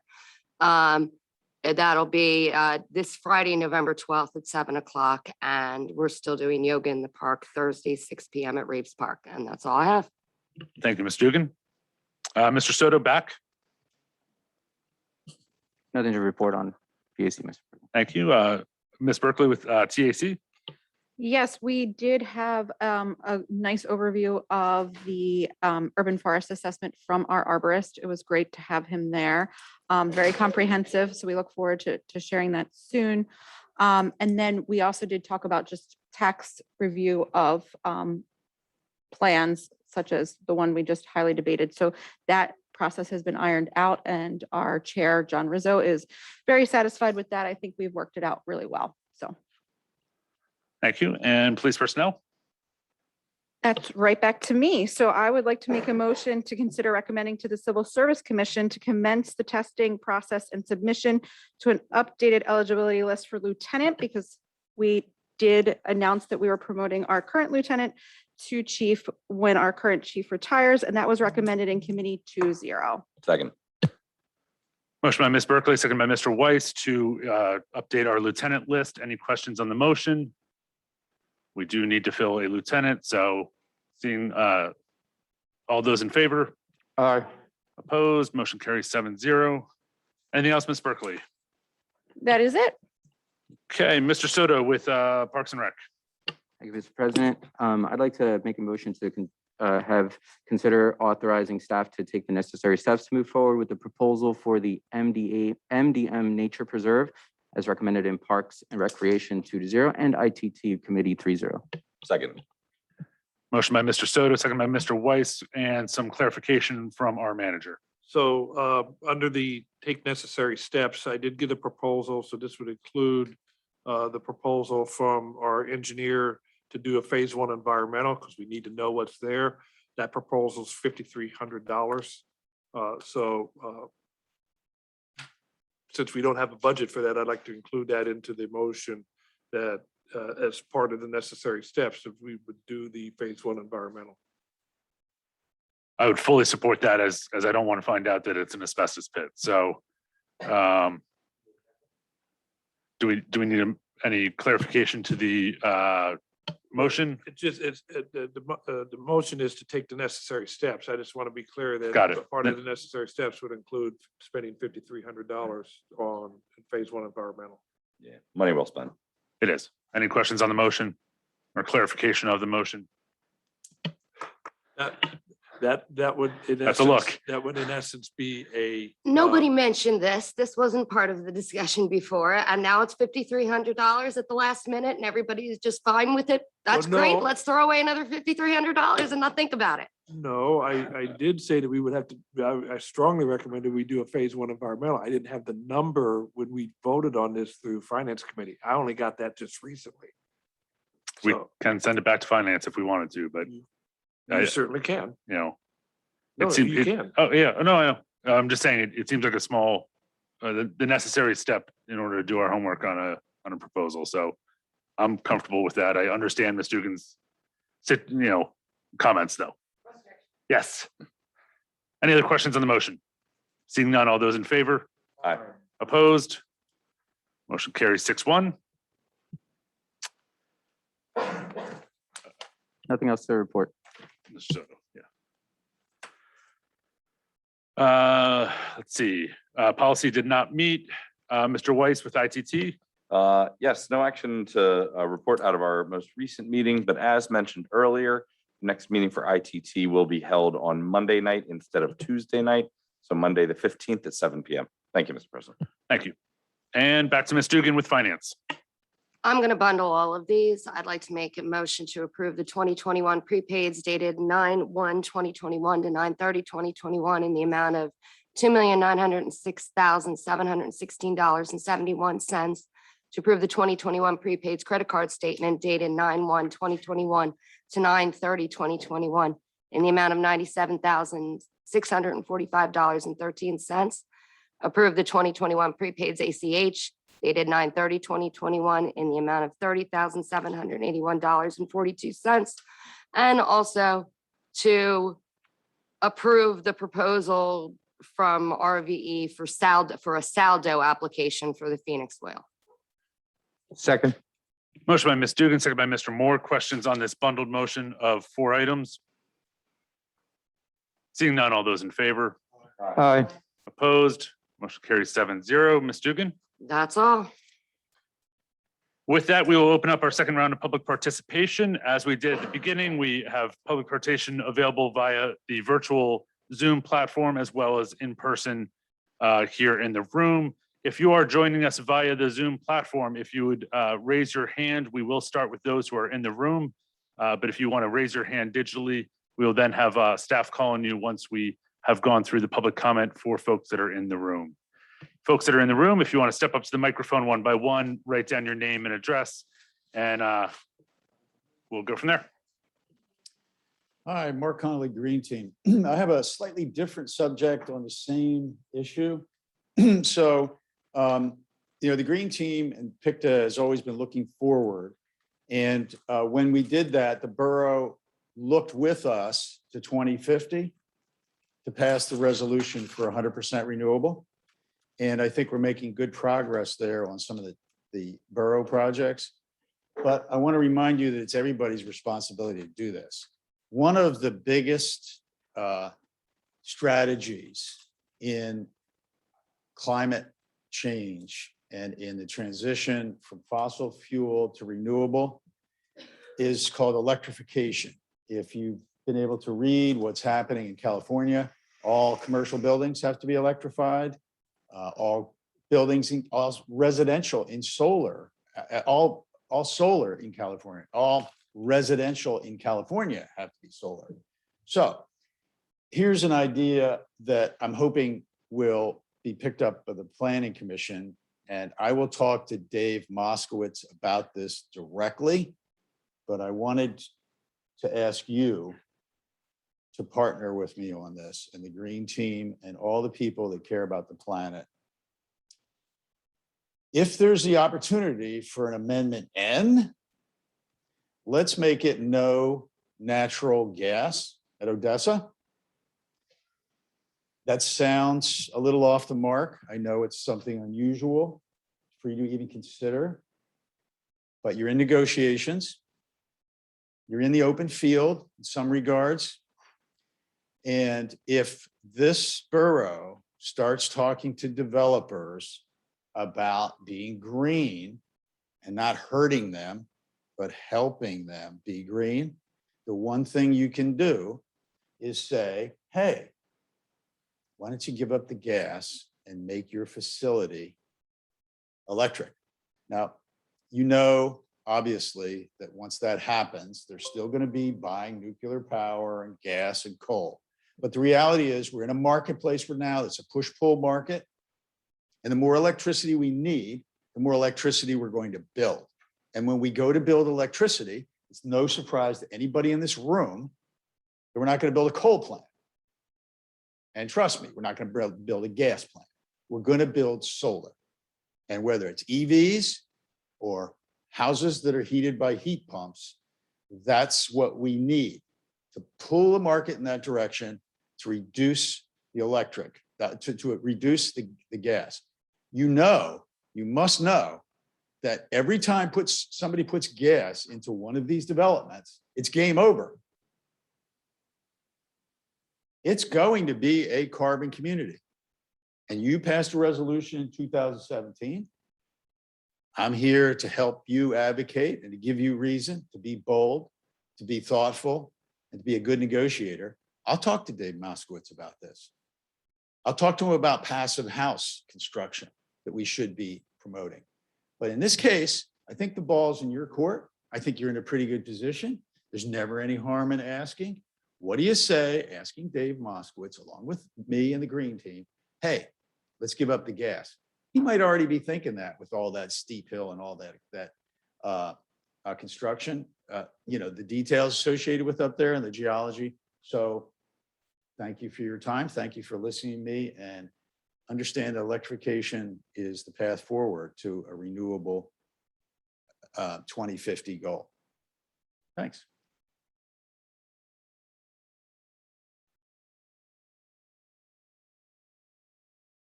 Good evening, Council. Paul Verducci, 229 Ashburn Road. I think most of you know where I would stand on the Odessa project. I'm against it. Many reasons, most importantly, the increased traffic, which would affect the neighborhood, especially the children, the pets, the dog walkers, that sort of thing. So the remaining of statements, don't take them as I'm coming off that position, because I'm not. I'm against it 100%. But I want to bring up some points that were discussed tonight that we need to clarify. And I'm glad that Mr. Soto moved for table this so we can dig a little deeper. First of all, I heard Mr. Moskowitz say that Ashburn Road's been dedicated to the borough. And I believe I heard Borough President agree that that did happen. I will. No, it's been offered for dedication. It's not been accepted. Okay, so, because just in case Mr. Moskowitz was right, the borough doesn't plow Ashburn Road. I've never seen a borough plow on the road. So we just want to double check, right? The Ashburn Road through Fillmore Village is owned by who? If I may. Franklin LP, that. Okay, so it's his company. That's my understanding. I know the borough does not own it. Okay, fair enough. Leave it. Okay. Now, when traveling west on Fillmore Street after the Renaissance School, and then Fillmore Street bends to the right, there's a sign for no left turn on the Ashburn Road. That sign is kind of hidden, kind of knocked over halfway. I think it's important, if you were to go down this road, to ensure, sorry for the pun, if you were to go down this way, to ensure that that no left turn sign is more visible and enforced. Because what's going to happen, okay, you talked about speed bumps in the new development, but what's going to happen is it's a racetrack. It's a straight shot from the school through the neighborhood. Because if you use Google Maps, and I do, not to get to my neighborhood, but it's often on when I'm on my neighborhood, it'll tell you to go straight there. And I see a lot of delivery drivers. I see, the Amazon, UPS, everybody going straight there. If that becomes a straight, that will increase the danger of this project immensely. So we have to enforce that the traffic going west on Fillmore continues to go up the bend. If they want to get back onto Ashburn and stop at the stop sign and make a left and make a right onto Ashburn, that's fine. But this will also prevent it making a shortcut, a cut through, people trying to speed through the new road. Right? So I just want to make sure that that no left turn is enforced and you guys are on notice. Can we put up the plan again?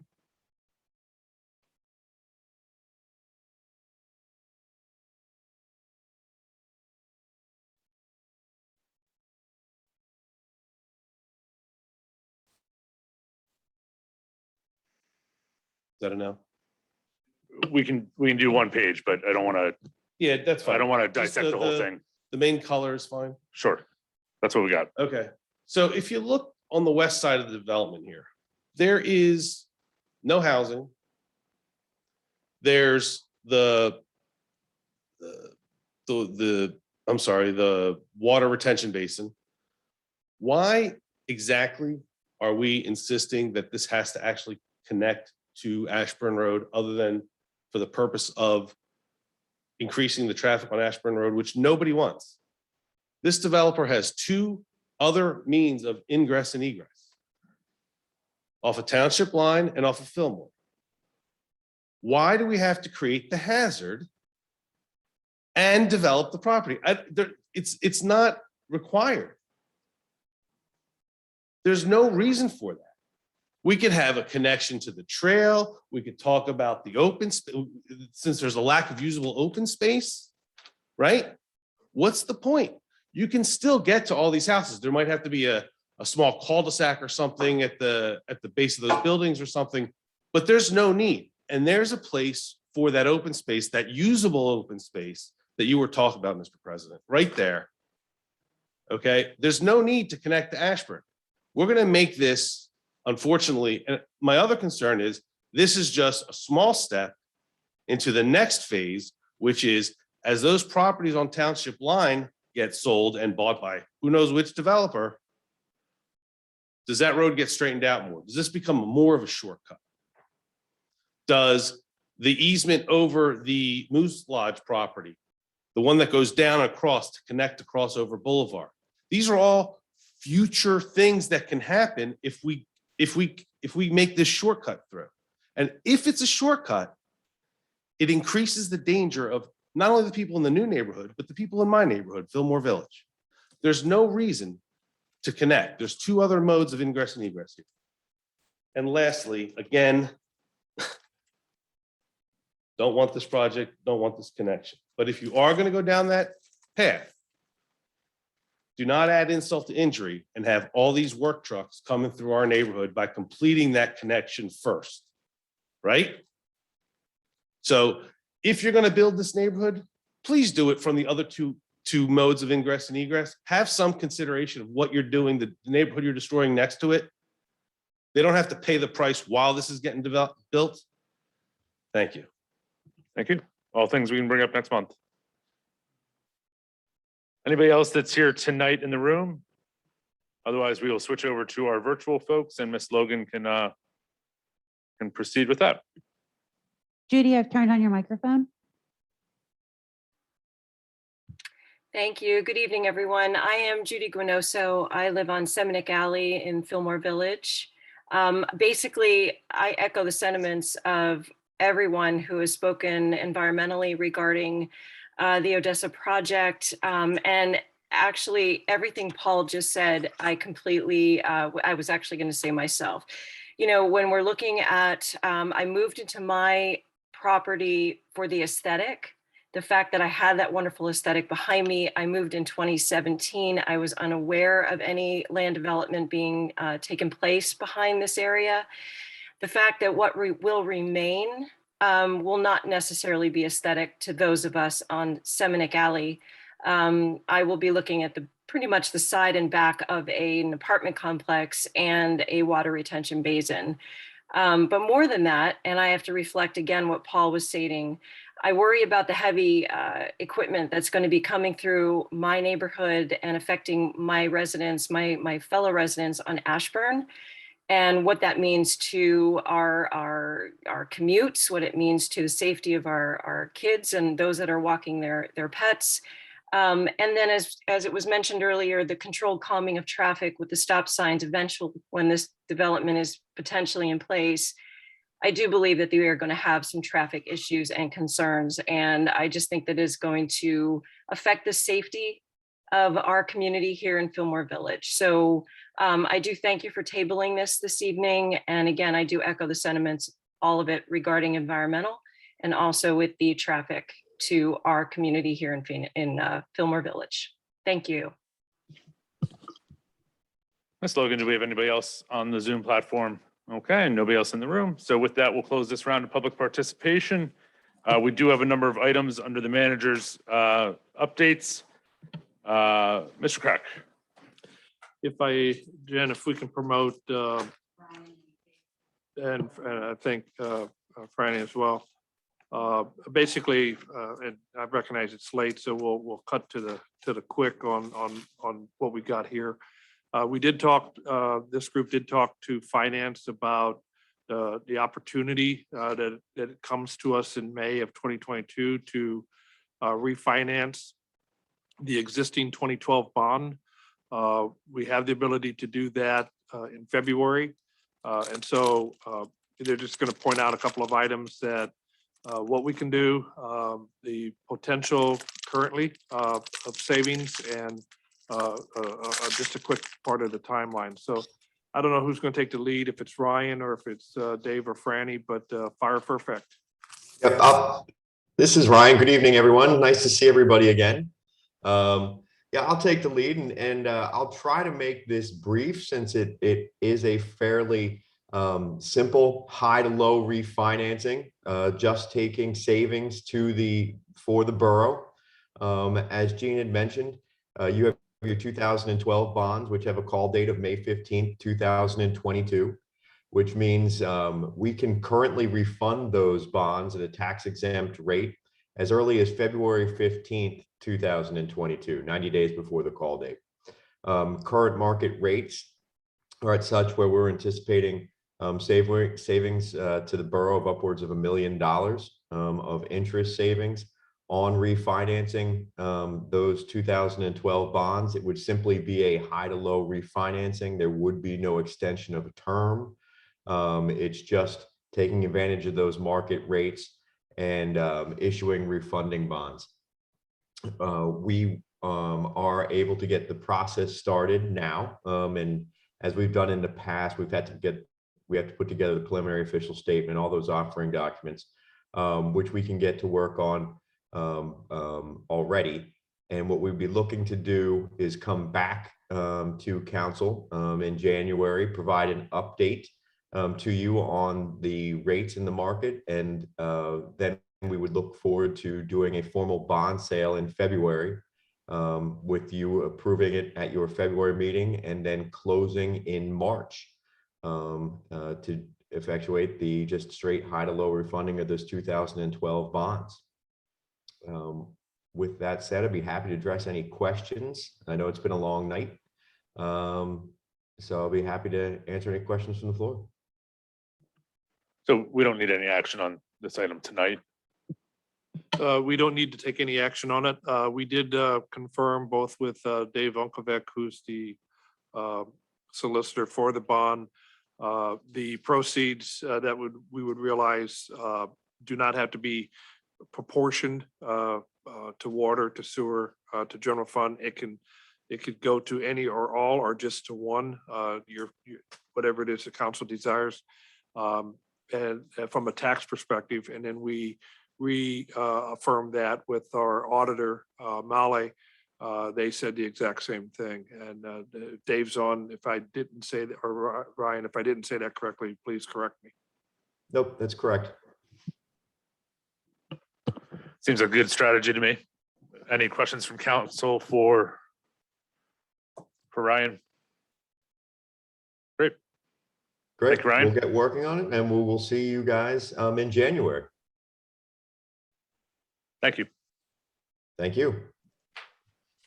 Item 2, we need a motion to adopt a resolution for a independent auditor for fiscal year 2021. So moved. Thank you. Motion by Ms. Berkeley, second by Mr. Weiss. Questions on the motion? This is an annual appointment, more or less. Well, it's supposed to be. This was an item that actually I caught a glimpse of it in just a quick thing in the Borough News and went back. We did the ordinance correctly way back when, but I went back as far as 96 and I stopped looking at that point in time. We just never did the annual requirement, and not sure why we didn't catch it, not sure why our auditor didn't catch it. But once, as we know, once we know something, we fix it and we make it right and make it whole. So it hasn't hurt us, but we don't want it to hurt us down the road. So we are now making it an annual requirement as long as it's in the borough code and such. So that's why we're doing it for the first time any of you probably have ever seen this. Same for me. Will be a fun tradition. Any questions on the motion? Seeing none, all those in favor? Aye. Opposed? Motion carries 7-0. Item 3. Mr. President, I'll make a motion scheduling and advertising a public hearing to consider an ordinance amendment to Chapter 27 zoning, Part 3 zoning and districts, Section 27301, regulations and standards applicable to all zoning districts. Second. Motion by Ms. Berkeley, second by Mr. Weiss. Any questions on the motion? Seeing none, all those in favor? Aye. Opposed? Motion carries 7-0. Our fourth item, our biggest item, perhaps of at least employment. What is council's pleasure for our fire chief recommendation? I will make a motion to consider the committee recommendation for the conditional offer for full-time fire chief beginning January 1, 2022. Motion by Ms. Berkeley, second by Mr. Soto. Questions on the motion? So we don't get a chance to see who the committee selected? Without going into executive session, no. Right? Correct. Yeah. Okay. Just looking for clarification. Thank you. It was a And did unanimous decision out of the hiring group. So Can Good to know. can you remind me what we budgeted for the position? We have budgeted 110,000. any other questions on the motion? Okay, seeing none, all those in favor? Aye. Opposed? Motion carries 7-0. The rest of the items for police, fire, planning, public works, finance, and human resources are all in your packet. We have no need for executive session tonight unless something changed in the last 3 hours. Seeing no changes, what is Motion to council's adjourn. pleasure? Sorry, motion to adjourn? Motion, do we have a second? Second. Motion by Mr. Weiss, second by Ms. Berkeley. Questions on the motion? All those in favor? Aye. Opposed? Thank you very much. We will see you next month at December's council meeting.